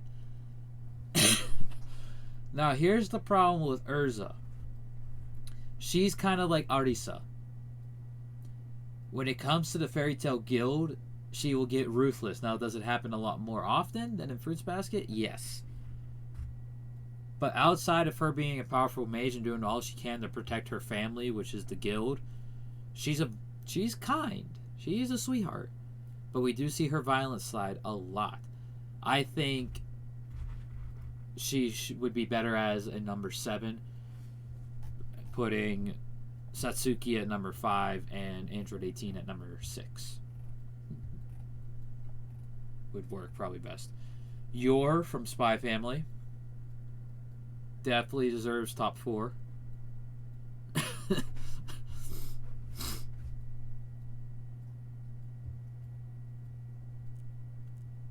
No comment? No, I don't know who that is. Yor Forger from Spy Family? I haven't seen it. Wow. Oh, she definitely is. And I know Taco was wanting me to see it, and I just he's been cramming the shows down my throat, and I'm like I can't keep up. You need to slow down. Mikasa at number 3. Yeah, oh, that's fair. I need to see who Now, the other two are. I definitely know that Olivia Armstrong is going to be in the top 2 from Full Metal. Armstrong for yeah. And if I had my way, I would probably say Maki from Jujutsu Kaisen. Maki, huh? Yeah. But we'll see. Okay, they chose Nobara. Because I knew Jujutsu Kaisen one was going to be on this list because it came up with the Jujutsu Kaisen search. So they have Nobara at number 2. I think Maki is more ruthless, but then again, that's coming from manga knowledge. Mm-hmm. And in the first season, Nobara is definitely way more ruthless than Maki.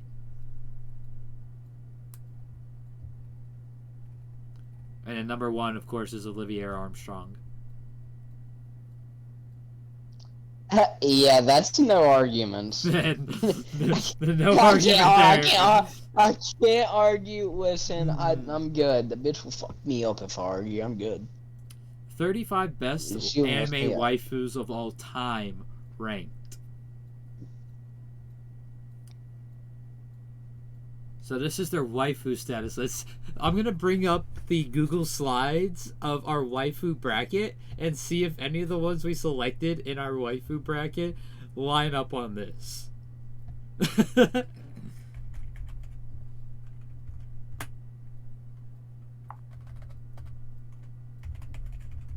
Because I can guarantee you there's at least 2 on Google Slides that will not be on this list, and one of them was the winner of the bracket.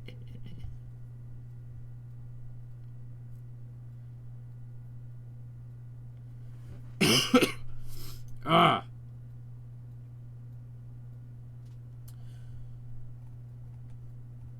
What the hell? Get out of here. What is this? There we go. Number 5 is Shoko from A Silent Voice.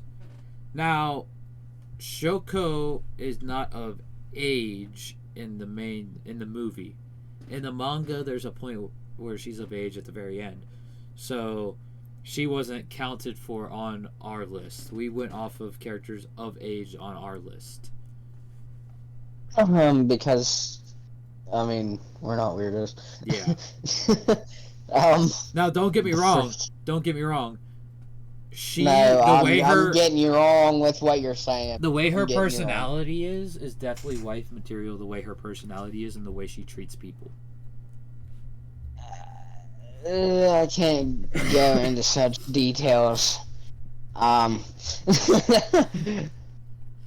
34, Sawako Kuronuma from Kimi no Tokure. I haven't seen that yet, so I can't comment. I don't know who or what that is. Kosaki Ondera from Nesoki. Haven't seen that yet, so I can't comment. Oh, Yumiko from Kakaguri. No clue. Hell no. Hell no. She should not be on this list then. Have you seen Norbit?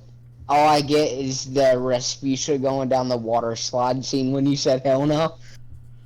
Literally, so this anime is about, so she's a card dealer at a casino. Oh, okay. And her personality is like the worst of the worst. Hell no. She would not make waifu material. Hayase Nagatoro from Don't Toy With Me, Miss Nagatoro. From what I've seen of Nagatoro, she is a huge tsundere character. So it's hard for her. I don't see her being on this list, though. Okay, yeah, this one, she should be higher than rank 30. My Sakurajima from Rascal Does Not Dream of Bunny Girl Senpai. Mai deserves to be a lot higher on this list. Asuna Yuki from Sword Art Online. High 20s, yeah. I'd say she fits right at home at rank 29. Raftalia from the Rising of Shield Hero. She should be higher than 28. I can't comment on like anybody that you're talking about right now. To be honest, I don't know any. So Raftalia gets taken in by the main character Naofumi. And then she pretty much is like, she will do anything for Naofumi. Because Naofumi took her in when no one else would. Yeah. Like, Naofumi broke off her slave collar so she could be free. And then she goes, if it will make me stronger and help me fight with you, put the slave collar back on me. It like, that actually happens, and Naofumi is like sitting there like, are you sure? People are gonna get the wrong idea. And she goes, I'm sure. This is my choice. If I could be more help to you with the slave collar, put the slave collar on me.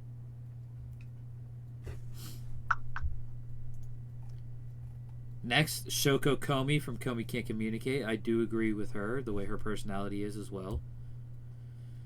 Now, CBR's got some questions to answer here, because Shoko's still underage, but she goes, but they literally go, the beautiful but terribly shy Shoko Komi.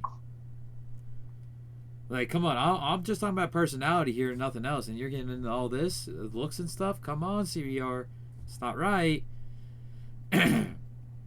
I haven't seen My Next Life as a Villainess, so I can't comment on that one.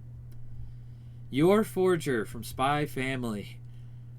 Honestly, 25 is a good spot for her, because outside of her being an assassin, her at-home life actually seems very cute. Now, she can't cook. She cannot cook for crap. But, yeah, I can see her being mid-range on this list. Yes! Mid-range.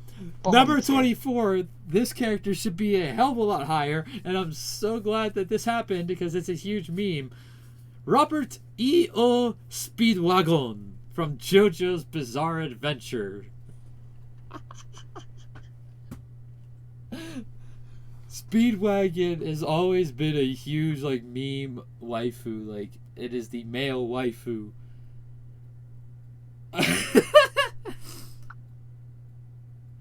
Plenty of memes have come out of JoJo's Bizarre Adventure, but one of the most prominent is joking that Robert Speedwagon is the best waifu.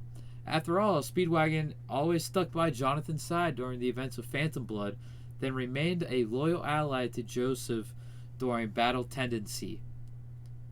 Speedwagon did not stop helping the Joestars after he died, either. The Speedwagon Foundation always helps the Joestars out on their various adventures, whether it's delivering a new Canme campaign in Egypt or helping break someone out of prison in Florida, which is part 3 and part 5, or part 3 and part 6. Speedwagon should be number 1 on this list.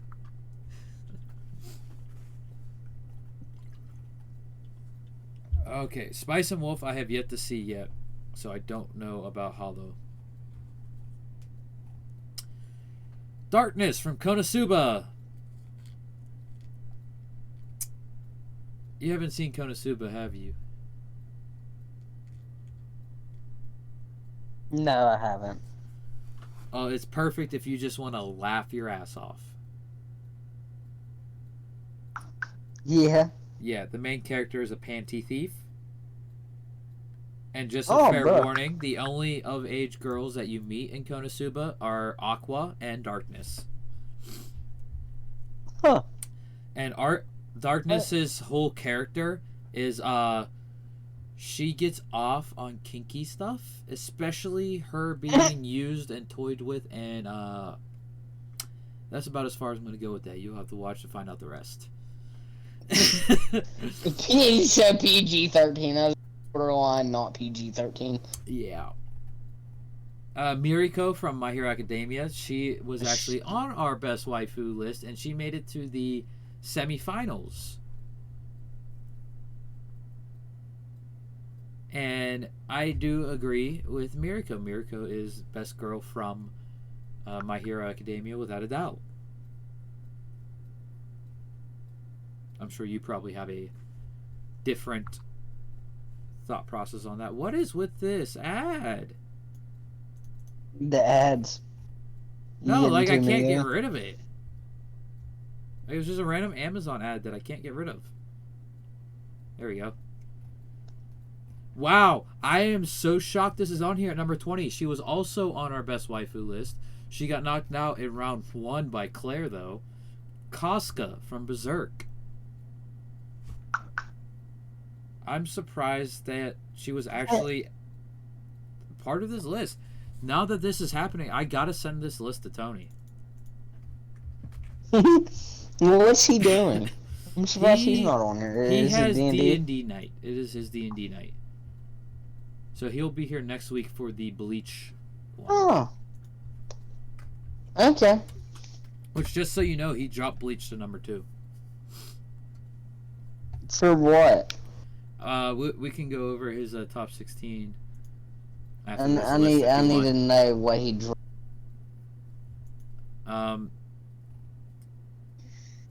Number 19 is from Ruby. I haven't seen anything of Ruby yet. No. What did he drop that for? We'll go over it after this list. But number 18, this character should not be on this list at all, is Makima from Chainsaw Man. No clue.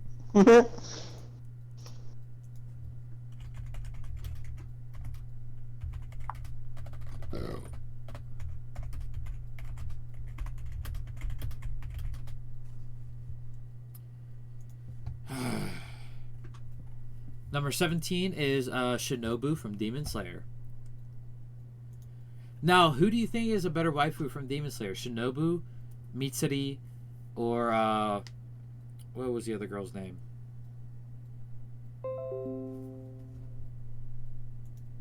I can't remember the other girl. So Shinobu or Mitsuri? I'm so beyond horrible. The love Hashira or the insect Hashira? Okay. The pink-haired one seems love kind of Hashira. badass. Mitsuri. She's badass. Yeah. Yeah. I like her. She is. I like Mitsuri over Shinobu as well. But Shinobu definitely deserves a spot on this list. But if Mitsuri isn't on here, I'm gonna be a little mad. Yes, number 16, Maki Oze from Fire Force, who, I don't know if you saw the season schedule for the podcast,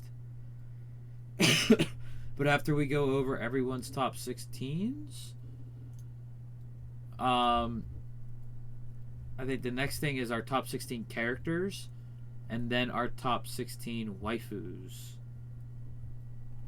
And Maki Oze is definitely on my top 16 waifus. Which she was also in our best waifu.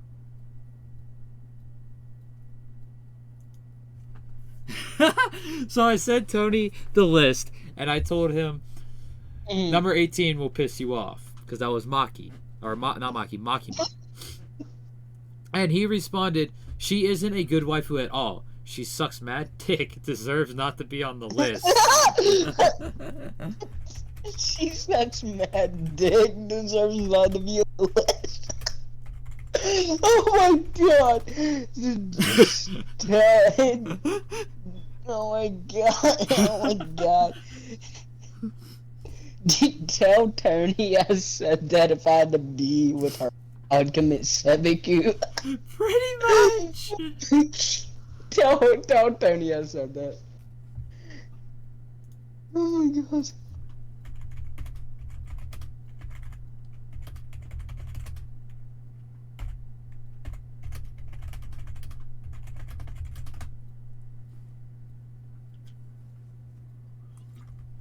He said the whole list honestly feels wrong to me. And he said yes to what you said. Oh my god. Yes. It's a better outcome. It's a better outcome. Oh my gosh. Well, I mean, you know. I'd almost rather get eaten by a fucking tiger, to be honest. Like it's a close. It's real close, to be honest. Now, they have at number 15 being Uraraka from My Hero Academia. Oh, my brain hurts. She shouldn't be on the list at all. My brain hurts. Yeah, we're just going to go over her. Number 14, Saber from the Fate series. Saber, what are these people looking for in a waifu?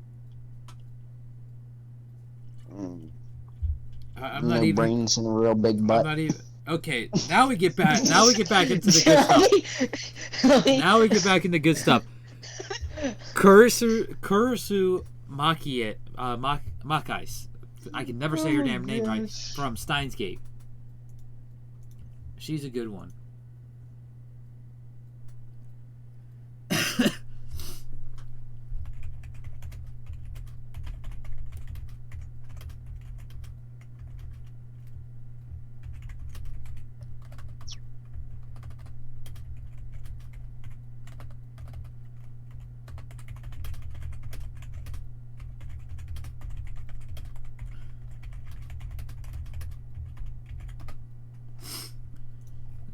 Moving on. As Death from Akame got killed. Now, the question is, are you Tatsumi? Because you ain't getting the waifu treatment unless you're Tatsumi.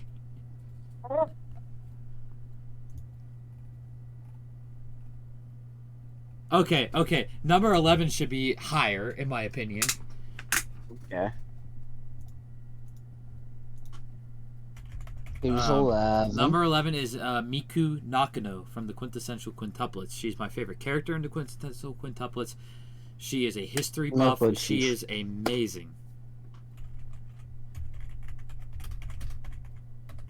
And the funny thing is Miku is also Tony's favorite.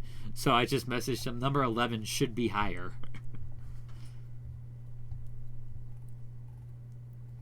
Number 10 should be higher.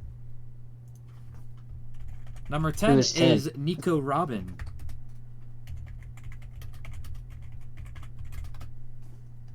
I'm surprised she's not higher. I bet you Nami is also going to be on here, and Nami is going to be higher. She'll be too low. Nami or Boa.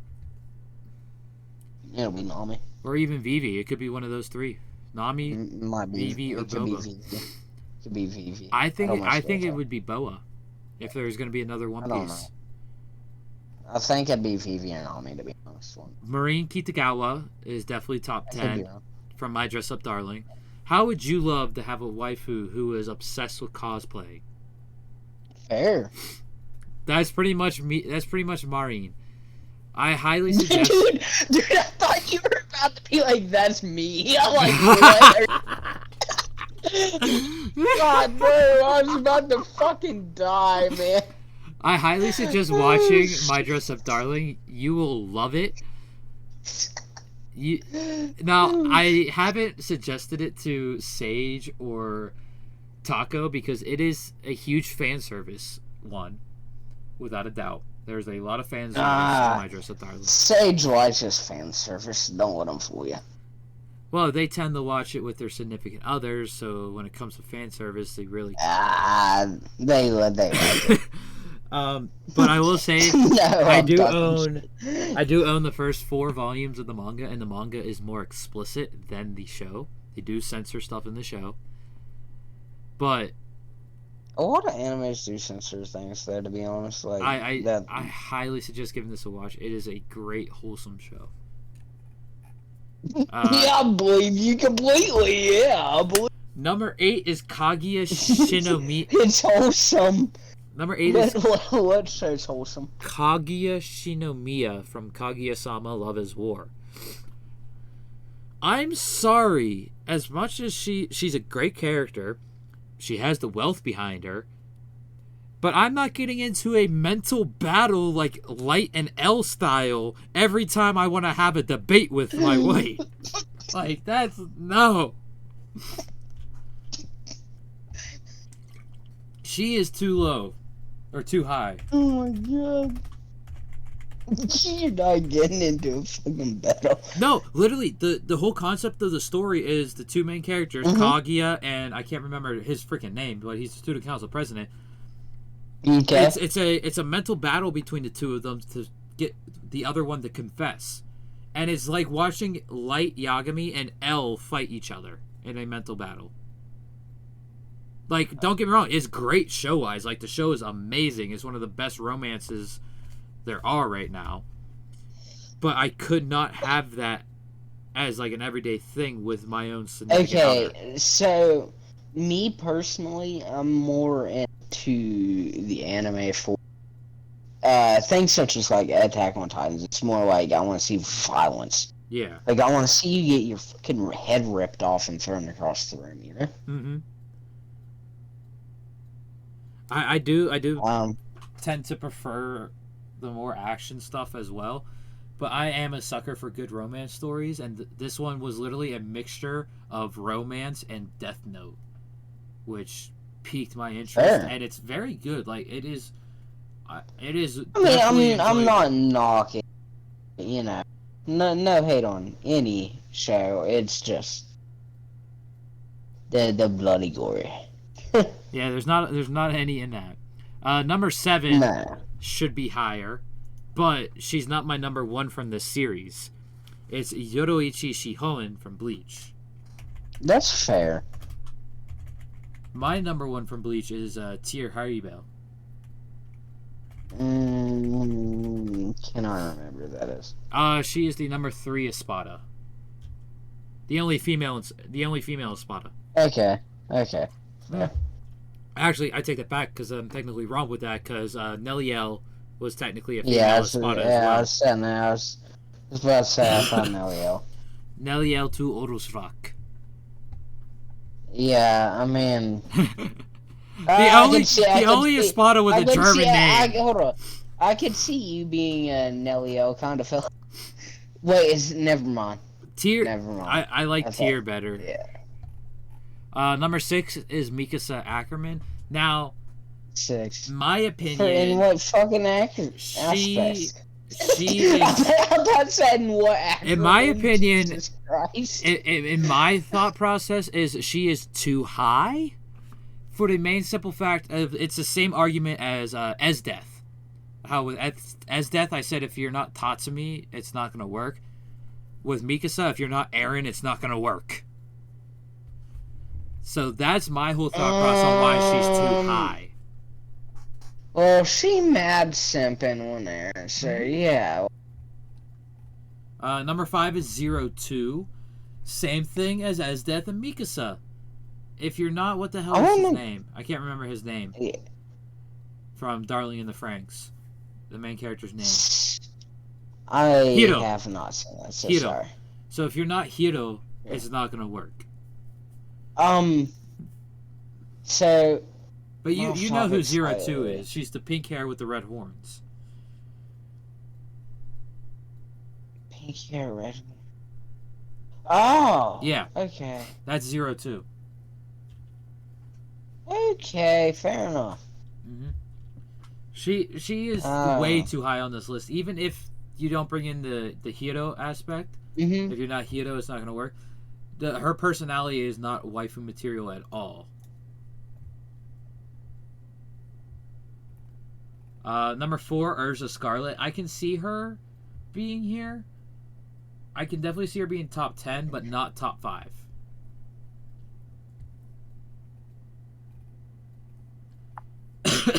Number 3, Hinata Hyuga from Naruto. Definitely deserves top 3. Yes, yes. Definitely deserves. She straight up quit being a shinobi to be a stay-at-home wife. Fair enough.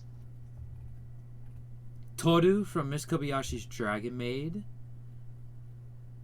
See, but Toru is kind of a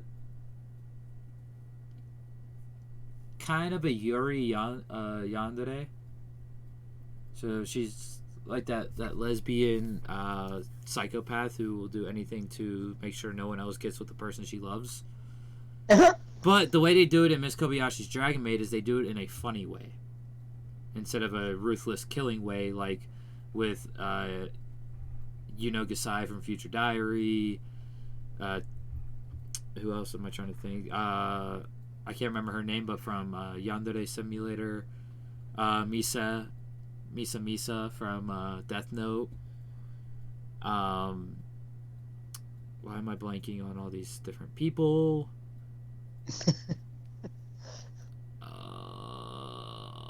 Ray from Komi Can't Communicate.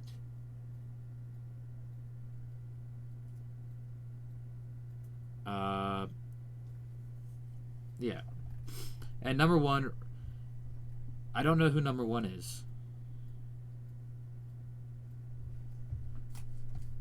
I'll message you something. Okay. I don't know. I've never seen this before. I almost messaged you. God, dude. Okay. Oh, this is like the exact image that we have on the thing too, but I don't know who that is. Oh, Discord. Okay. I don't know who that is. I know it's from ReZero. I haven't seen that. Yeah. I literally texted Tony, who the hell is number one? And then anyone watching, if you know, you know. And let us know, damn it. Well, I know that there's a whole gimmick and a meme for what I'm doing. You have to watch ReZero to see it. Now, you like your blood and gore? ReZero has plenty of it. Like, it's worse than AOT at sometimes. Fair. And the main character of ReZero, Subaru, has just as much mental trauma as Guts. Is it? You said Subaru? Subaru, yeah. He was in our main character bracket. Oh. With that said, you know what? No, I was gonna bring up the Google slide on the stream. You know what? Yeah, let's do it. If you're here tonight, you get a sneak peek at tomorrow's bracket. Oh, I'm ready for sneak peeks. I did some. Let's go. I changed some things up with the way I'm doing the PowerPoint. Mm-hmm. So hopefully you enjoy what I did with it. But you're not going to see it, of course. Unless you pull up the stream. You just have to pull up the stream, damn it.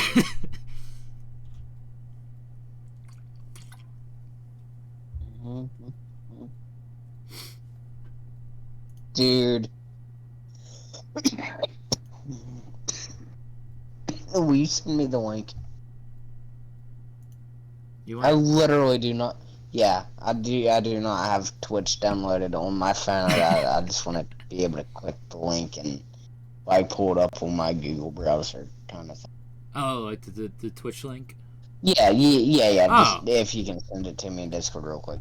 Yeah. That way it's just as simple as clicking on it. It'll open up in my Google browser. Okay. I don't have it downloaded. So I'm gonna try to do this with every bracket going forward. I'm gonna leave that there. I should probably save that in my hotbar here. We'll save that. We'll pull that up as a different tab. Again, now we can see things. All right. So a quick sneak peek of tomorrow's bracket. Okay. So it works a lot easier doing this setup I'm doing for like people's top 16s. Because I can have just stuff relating to like our online personas like Skeletoni. Skeletons. Yeah. I like what you did with Tony's. Oh, it gets better. So in our in the first match, really we good. have his number 1 and his number 16. His number 1 is Berserk. Bleach is no longer his number 1. Berserk. What? Yeah. And his favorite character, of course, is Guts. And then Welcome to Demon School, Iramakun is his number 16. Then in his second match, his number 5 is ReZero, starting life in another world from zero. And his favorite character is Subaru. And just look at the despair on Subaru's face. And then his number 12 is Cyberpunk Edgerunners. And his favorite character is David Martinez. And I was talking to him about the background. I was like, which background do you like more? The blue skulls or the Berserk one? And he's like, the blue skulls look really good with the red. I'm like, alright, but do you want to do the Berserk one just for when Berserk is in the match? So if Berserk wins that first match, then the next round, the match that Berserk is in, we'll have that Berserk background as well. And then his number 3 is Overlord, with Demiurge being his favorite character. His number 14 is My Love Story, with Takio being his favorite character.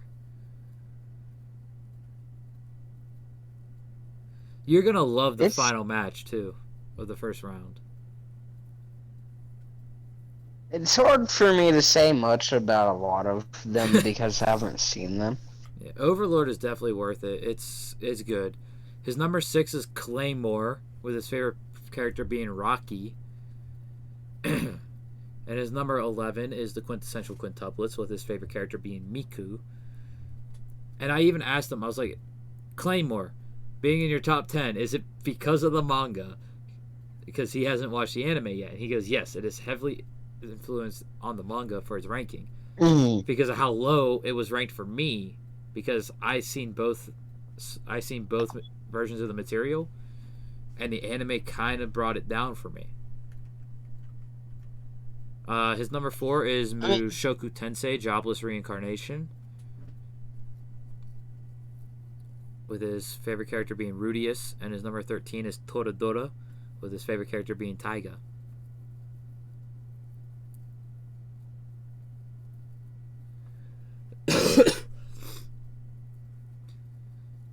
You haven't seen either of these either, have you? I haven't. I'm surprised you haven't watched Berserk yet, seeing as how much you like blood and gore. It's pretty much just like time for shows that I watch content.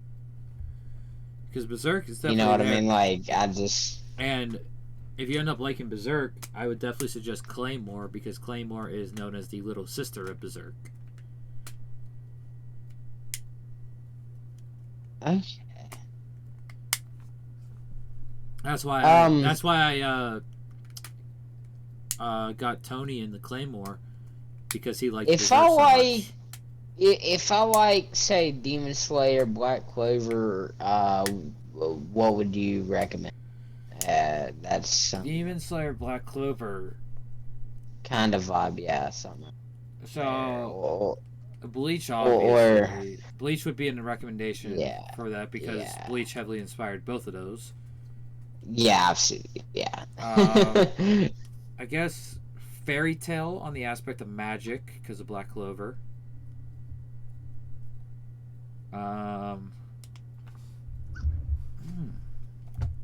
Making it difficult on me, man.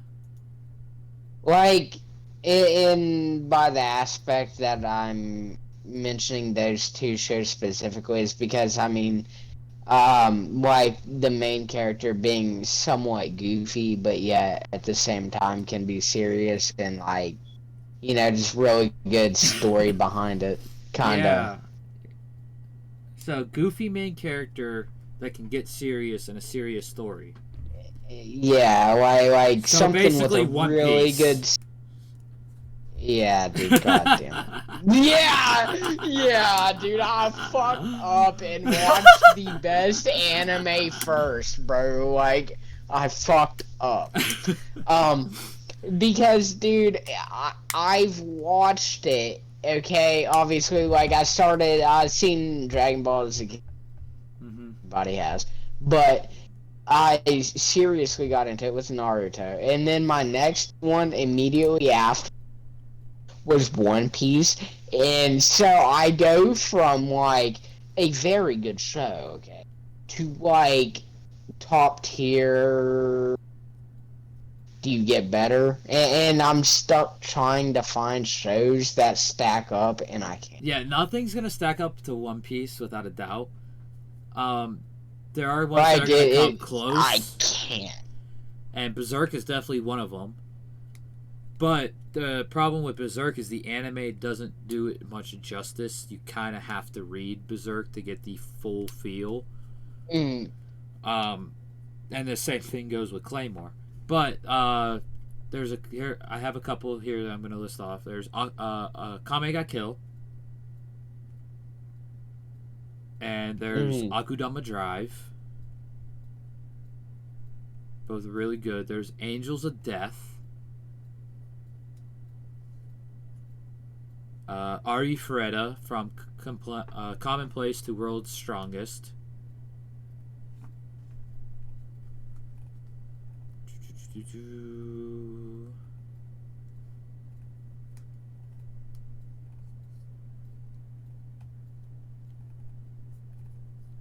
I have to get past all the AOT, Berserk, and Bleach stuff. Oh, fair, man, fair.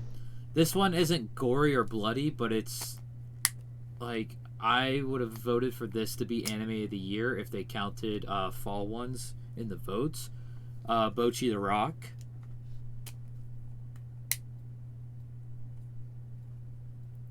Burn the Witch, if you haven't seen those 3 episodes yet. Charlotte. Of course, Claymore, Code Geass.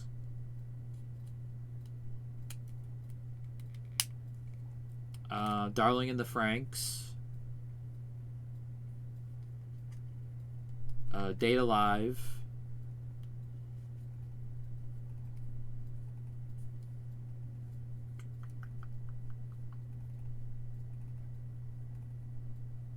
Erased.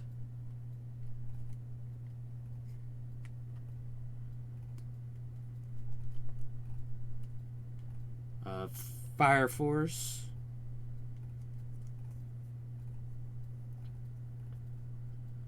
Goblins. Oh, sorry. Goblin Slayer. You're good. God Eater. Guilty Crown. Heavenly Delusion, which is that Tengoku that I was mentioning a couple weeks ago. How Not to Summon a Demon Lord. I got a cheat skill in another world and became unrivaled in the real world too. Now that's a mouthful. Literally. Yeah. JoJo's Bizarre Adventure. K. Like, literally just the letter K.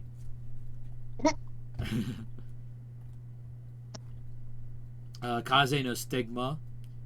Kenichi the Mightiest Disciple. Kill a Kill. Konosuba.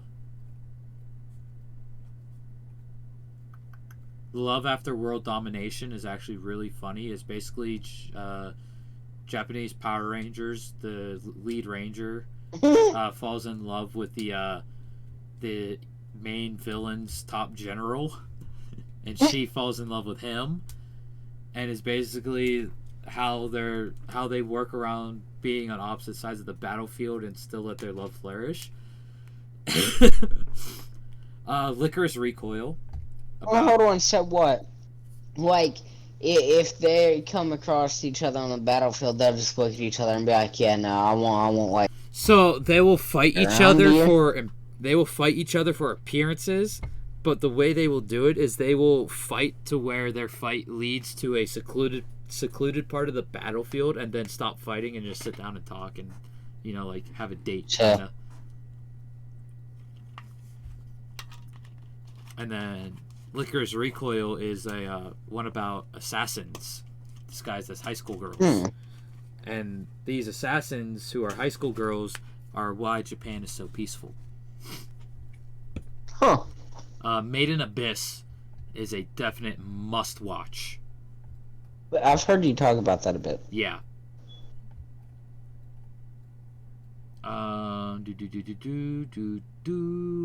Mashal.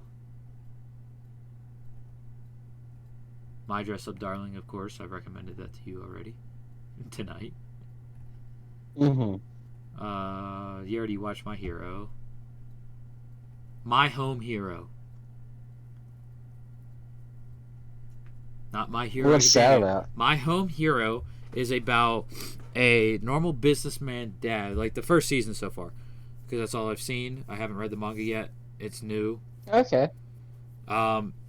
It's about a businessman dad whose daughter is dating a part of the Yakuza. Well, he's over her place. Okay. She shows up to lunch with him. Yakuza's a gang. Yes. They have lunch together in the first episode. She has bruises on her. Well, he wants to try to find out what the hell was up with the bruises. So he goes over her place to meet the boyfriend. Well, the boyfriend is just using her to get money out of her and is going to kill her. So the dad kills him and then gets involved with the Yakuza.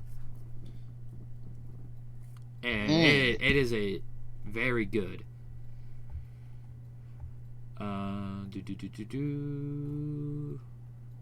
Like I said, when I say something's very good, like it would probably be it would probably the highest rank it would get is like 20 on my ranking of my shows.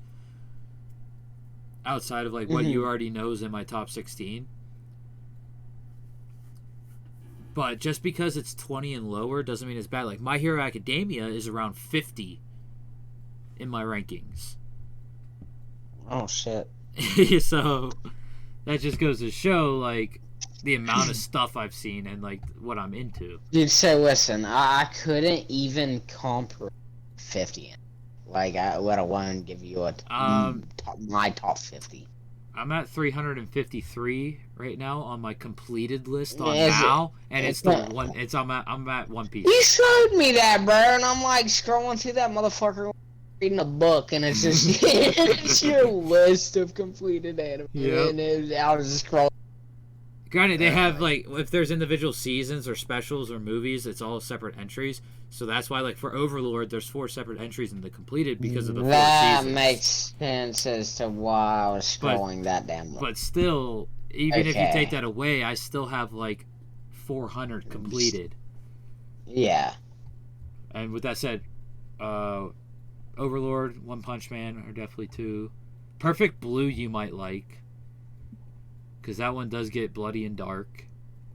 Oh, dude, did I tell you I seen Blue Lock? It's pretty good. Blue Lock is amazing. I still think Haikyuu... I've seen the first episode. I still think Haikyuu is the better sports anime. But I also What's it about? Haikyuu's about volleyball. What sport? Okay. But I've read the entirety of the manga for Haikyuu. I've read everything for Haikyuu. Huh. So, Psychopaths is another one that you would really like. Sage tried watching this and said he couldn't get past... He finished the first episode and said it's just not his style. Seen but Madoka Magica. The Madoka, yeah, I've seen it. Yeah. You've watched it? I was on the same impression, to be honest. The first 2.5 episodes are hard to get through because... For people like us, it's very cringy, and the art style is very unique. But once that 3rd episode hits, I'll give it unique art style. I like that. You know, the art style. The show is being a show. It's good. I can't say it's not like a quality show. It's just not my style of show that I watch typically. Once that 3rd episode drops, I can respect it fully for being a good show. Like, once you hit the plot twist of the 3rd episode, it gets dark. And that's not even the darkest part of darkest part of it, because it gets darker later on. I'll give it a 3 episode watch. I'll give it a fair 3 episode watch because with One Piece, I'll go ahead and admit something to you now, because One Piece at the beginning was a bit cringe for me. Yeah. And then I'm like slowly getting more and more into it because I remember like once you hit I was Baratier. watching. Yeah, exactly. Baratier was good. Like as a kid, I remember watching it. Like when I think it was on Adult Cartoon Swim, I believe, Cartoon Network, Yeah. whatever it was. It was on I've Cartoon seen a couple Network. episodes as a kid, and so I'm like, okay, cool. That looks good when I was a kid, so I tried it now. And obviously, Yeah, because the four. So it was when and we were kids, it was a lot cringier because it was the 4Kids dub. yeah, I mean, but like, it's obviously. So it wasn't too bad. It was, So I'm like, all right, let me this out now that I'm like, Don't give it up, Luffy. I sat here and, oh my god. But Oh I my think god. it's episode 7. Yeah. Episode 7, it gets even darker because that's where you find. That's where QB like reveals their true nature. Oh, dude, low key. And that revealing of QB's nature is the reason why they're ranked number 2. Another thing, One Piece with Usopp's arc. Syrup Village. That one was so god. That Dude, was it was hard so to get cringy. through. That Dude, it was was so cringy. hard to get Dude. through. Look,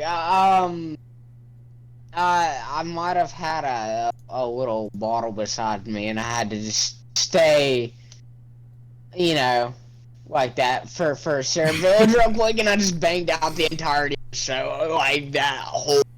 Yeah. Just bang this out like right now. I do not want to watch this again. Syrup Village is the hardest arc other than Long Rain to get through. Dude, I literally was sitting there in the back of my head, like, can I just slam my fucking face off this wall repeatedly? Like, oh my god. It was so cringy, man. Reincarnated as a Sword, ReZero, and Revenger are three good ones.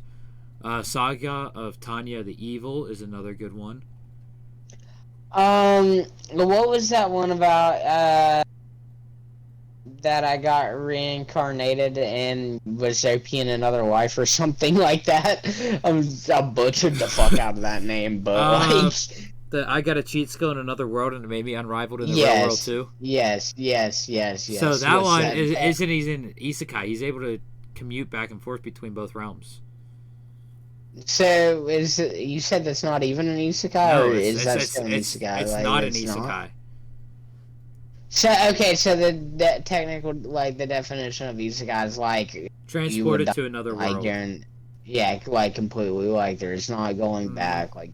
So like Konosuba is an isekai. Okay, fucking what's it called? SAO. I am atomic. Oh, Eminence and Shadow. Eminence, yes. Yes, Eminence that's one.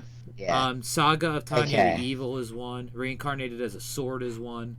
Anything that has reincarnated is an isekai. It's probably a fucking isekai, yeah, except for this. Reincarnated as a slime is an isekai. Dude, what in the hell? Like, because I imagine it would be like the craft slime just sliming it up, dude. He's fucking slithering. Bro, Rimuru is so overpowered, and Rimuru is one of the most powerful characters in all of anime. It's the main character? That's the main character. Rimuru's the main character. Is it a slime? Is it like Minecraft slime, or is it like... Yeah. You have the stream pulled up, so give me 1 second, and I don't. My phone... Dude, look, my phone is so garbage. I tried to hold the stream up, but it fucking froze. No. Like, I was gonna grab the first volume of Reincarnated as a Slime, but I can actually... I'm about to pop it up right now. Oh, yeah. You can do that. Spy Classroom's a good one. Steins Gate is a definite. Summertime Rendering is another good one. Sword Art Online... Oh, there's slime right there. That time I got reincarnated as a slime. The Devil is a Part-Timer. Future Diary. God of High School. So what? That little blob is what you're talking about? Yeah, that's Rimuru. The little blob is Rimuru. The little blue slime. Yeah. Fair enough. So that is one of the most powerful characters. Are we talking like planetary, universal? What are we talking?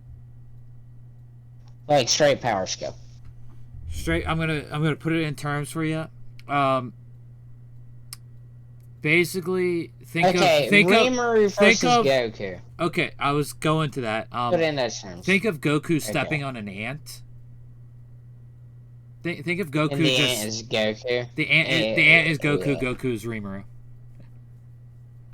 Are you're sure about that? Yes. What is Rimuru? What is the setup? Rimuru has. I'm intrigued if they can stomp Goku. Rimuru is a demon lord who has over 1,000 magical abilities, and one of them is called Beelzebub, which is an upgraded form of Devour. Now, Rimuru has used Beelzebub to eat other demon lords, and once Rimuru eats the other demon lord, Rimuru gains all the abilities, hacks, and powers that demon lord had. Rimuru can use Beelzebub on Goku and end the fight in a second. Sorry, Goku couldn't grab the slime and Rimuru like a fucking basketball and throw him into the sun. Rimuru is about 1,000 times faster than Goku. Oh. Goku could try to use... because typically Goku's fucking like... Goku could use the instant transmission to get behind Rimuru. But then Rimuru's already behind. Rimuru is already behind Goku before Goku appears behind Rimuru. How is he faster than instant? It's anime. It's anime. Dude... Damn. So even Ultra Instinct, no way in hell. None. Like, no chance. Now, I mean, he'll have a little bit of a chance with Ultra Instinct, but not much. But we're... Okay. Yeah, let's see. Yeah, so we're talking straight up, like, universal. So... he's universal. I have 6 people above Rimuru on a certain list when it comes to power scaling. Mm-hmm. And I will tell you who some of those are. One of them is Sung Jin Woo from Solo Leveling. So, who would you say? Another one is character Yuha Baha from Bleach. I have above Rimuru. Yuha Baha from Bleach. The Quincy King. You're shitting me. He's stronger. I will tell you this right now. What? The Bleach universe is actually stronger than the Dragon Ball universe. But how? Like, Goku, in my opinion, literally grab Ichigo, throw him into the fucking sun and be done with it. Like, now, if Ichigo wasn't in his soul form, yeah. Ichigo in his soul form, Goku can't grab him. Goku can't see him. He might be able to perceive where he is with Chi. Oh yeah, he would perceive him and he would instantly be able to react. So any move that Ichigo would be able to instantly react to Goku. Yeah, but Ichigo is faster than Goku. No shit. Ichigo's speed is on the same level as Rimuru's. How is Ichigo? Huh. Yeah. If you want to talk about the strongest universe in all of anime is actually Sailor Moon. See, Taco's mentioned Sailor Moon to me. What is that show about? It's a magical girl show. He hasn't told me really anything. Okay. There's not really... It's hard to explain because there's a lot of deeper mechanics in Sailor Moon that you just watch it to figure it out. Yeah, pretty much. Watch Crystal though. Can- Don't watch the original. Watch Crystal. It's a lot more streamlined and manga focused because there's only 39 episodes. And then currently out there are 2 movies. There are 2 more movies that are doing the final arc that will be coming out soon. So in total, it'll be 39 episodes and 4 movies, and that'll do everything in all 12 volumes of the manga. Huh. But the strongest character that I have on this one list of mine is the Truth from Full Metal Alchemist Brotherhood.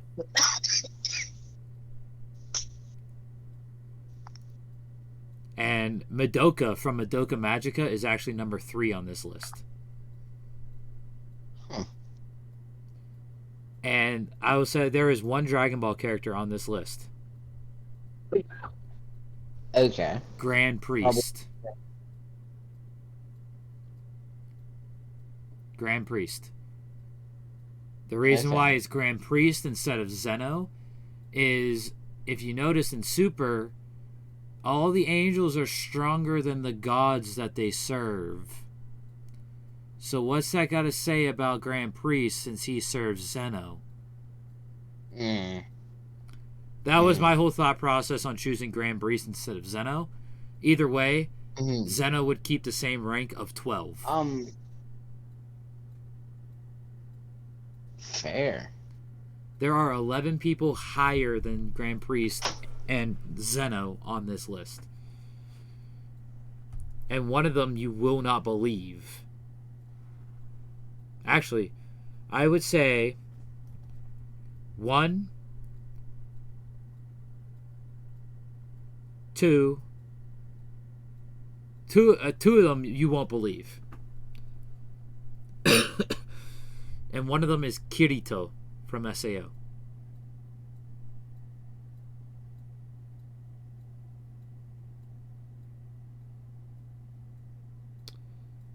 And that other one is Gintoki from Gintama.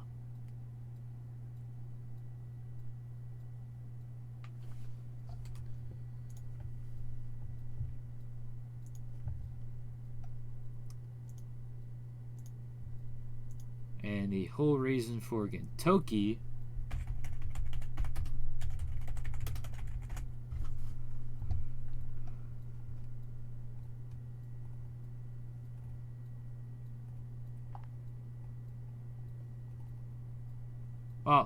we'll talk about that at another time. But Gintoki is above Grand Priest and Zeno. But to finish up the sneak peek of Taco's top 16, and then we'll probably call it a night. His number 7 is the Rising of the Shield Hero, and his favorite character is Naofumi. His number 10 is Data Live, and his favorite character is Toka. In match 7, we have his number 2 is Bleach, and his favorite character is Shunsui. That's fair, man. He's definitely one of my favorite characters from the show. That's definitely Shunsui. Hold on. So I'm thinking about. Can you give me a description? He is the new Captain Commander. Is he the one, the more laid back one? Former captain of Squad 8. He has the floral kimono over top of. Yeah. His... Okay. Cool. Yeah. Yep. Top tier character. I tried to describe him to Taco while I was over. Like I told him about his hat that he wears and how he's a dual sword user and the shit, and I could not for the life of me remember it. Yeah, Shunsui Kyoriko. And his number 15 is Tsukamichi, Moonlit Fantasy, and his favorite character is Tomoe. And then I wish it didn't freeze for you because you're gonna love the backdrop I used for match 8. Trust me, when I get a phone that's not a piece of shit, I will be watching the stream every time.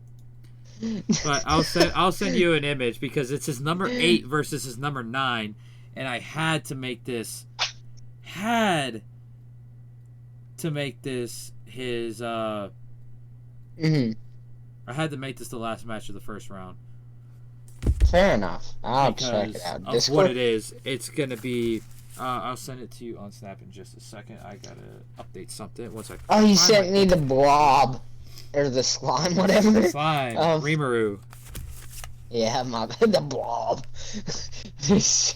Oh my god. But his number 8 is One Piece, Okay. and his favorite character is Usopp. Fair. And his Fair. his, I can see that. his number 9 is Jujutsu Kaisen, and his favorite character is Toto.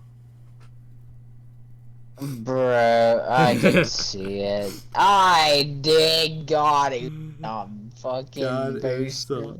I had to make this the last. I told last match. Sage about God Usopp getting dangled. I didn't like really go into huge details of it. I just mentioned that a giant held like by his wrist, dude, all hilariously beaten. Yeah, Hyrudine is the one that holds him up. The new captain of the giant warrior pirates.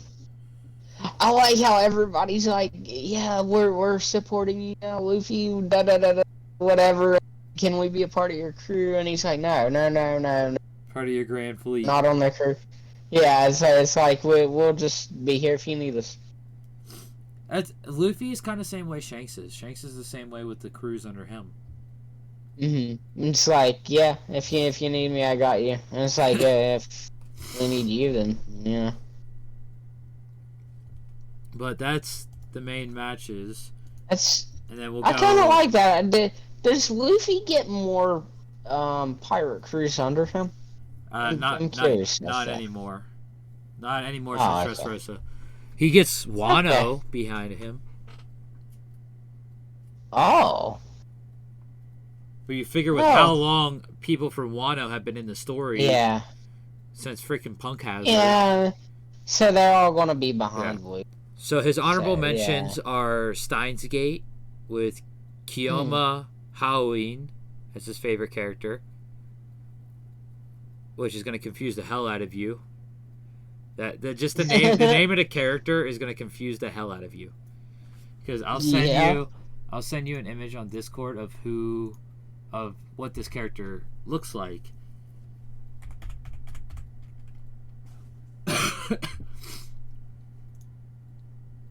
That is Kiyoma Halloween.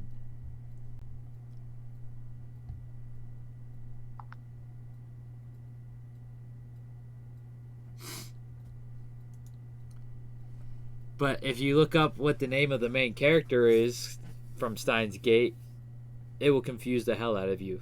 And you just gotta watch Steins Gate to find out, because I'm still confused about Steins Gate. What you said that was? You sent me on Discord. So, Steins Gate and Steins Gate 0. Steins Gate 0 will answer some questions from Steins Gate, and then you'll have questions from Steins Gate 0. Then you go back and start Steins Gate from the beginning, and it'll answer some questions from Steins Gate 0, but then you have more questions, and it's an infinite loop of confusion. Oh my gosh. But it's the banana in the microwave time travel one. Another one of his is Dragon Ball, and his favorite character is Broly, both the Z and Super variations of Broly. Another one of his honorable mentions is Selma Spider, So What? And his favorite character is Kumiko, the main character. And then Konosuba and Kazuma is his favorite character from Konosuba.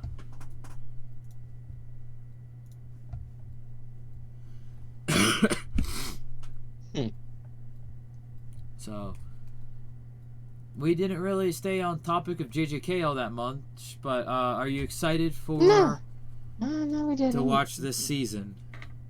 Is the main takeaway. Yeah, I'm really excited for this.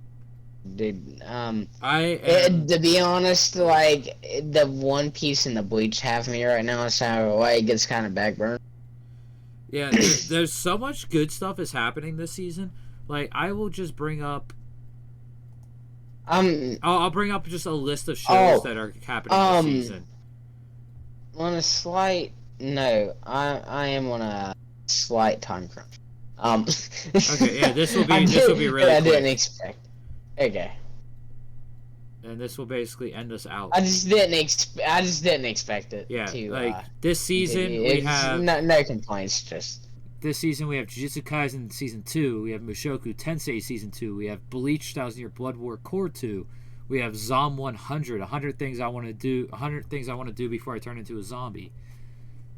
We have apparently The Eminence and Shadow is supposed to start, but I don't think it is actually starting this season. So according to Mal, the second season has started, but it's nowhere, and I think it's supposed to be next summer.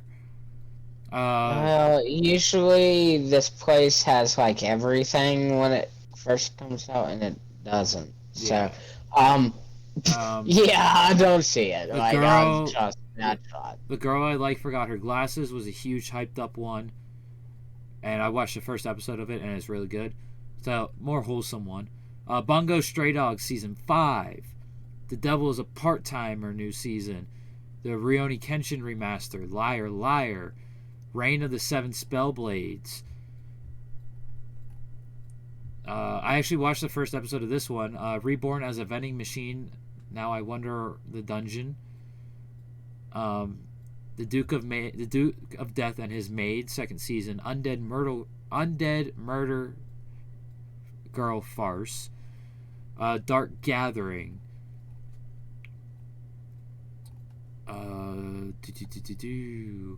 The Masterful Cat is depressed again today. Helic. Level 1 Demon Lord and One Room. Spy Classroom Season 2. Ayaka. Sensuality Noir. And then you also have the continuing stuff like One Piece, Eden Zero, Misfit Demon King Academy should have its new episode coming out during this season. Mix Meisei Story. ONA drops. You had Baki's second season drop. I couldn't get into I don't think it drops yet. July 26th is when the second season of Baki drops on Netflix. Are you into Baki? Have you seen it? I haven't started it yet, but I definitely want to watch it. So it is something up my alley. Because I watched Kenichi the Mightiest Disciple, which was really freaking good, and Baki is in a similar aspect of that. Huh. See, my buddy has watched it, and he was hyping it up. I've seen like bits and pieces. It doesn't look too bad, but from what I've seen, which was mostly just fight scenes, I didn't see much story behind it. Yeah. But that being said, it was just mainly what I seen when I was over at his house. You know, he was watching whatever. You know, so. Resident Evil Death Island comes out. It's a movie. Fate has a new special coming out. Quintessential Quintuplets has a special coming out. Mushoku Tensei had a special come out, which I actually need to add to my list because it happens right before the start of season 2. So I need to put that on my list. Because once I finish season 1, I will be watching that. And that's all the stuff that's coming out this season. Just for summer. So it's crazy time we're in right now. But with that said, that is the JJK wormhole. That wasn't really the JJK wormhole, but, you know, it's a wormhole. We're going to get off topic. Yeah, it's mostly off. Hope to see y'all here tomorrow for Skeletoni's Top 16, where we're going to roast the hell out of him. Oh, you already know that Marley and Swan turned his back on his own number 1. So yeah, he's getting Oh, ready. his former number 1. It's his number 2 now. Well, you know what I meant though. He turned his back on He did, his he did. former number 1, As so much- that Marlene Swan has to get roasted. As much as I don't want to do it, I say we should probably vote against his bleach. Or what would really, what would I actually? don't know, man. So I told him to put Berserk as his number 1 because he got Well, more get mad. off me, little cat. He got more mad My at bad. Berserk getting voted out of brackets than Bleach characters getting voted out of brackets. So I'm like, then put Berserk at your number 1 if you're gonna get more mad about Berserk getting voted out, and he did. So I am all for voting against Berserk tomorrow intentionally to get back at him. All I have to say is, Tony, if you can hear me, I don't think stay he's humble watching. or get rumbled. Well, and then He'll probably have to see that go message back later. and watch it. yeah, he'll see that message later. So hope to see you tomorrow for And- Skeletonies. In future, Tony, you're still Marlene Swan. Okay. Next week's Wormhole is going to be Bleach related with the new Bleach season dropping. So join us for that. And we'll see you tomorrow for Tony's Top 16. Use code the Madness5 at checkout for Rogue Energy to get 5% off. And stay hydrated Have a good night, everyone. and energized.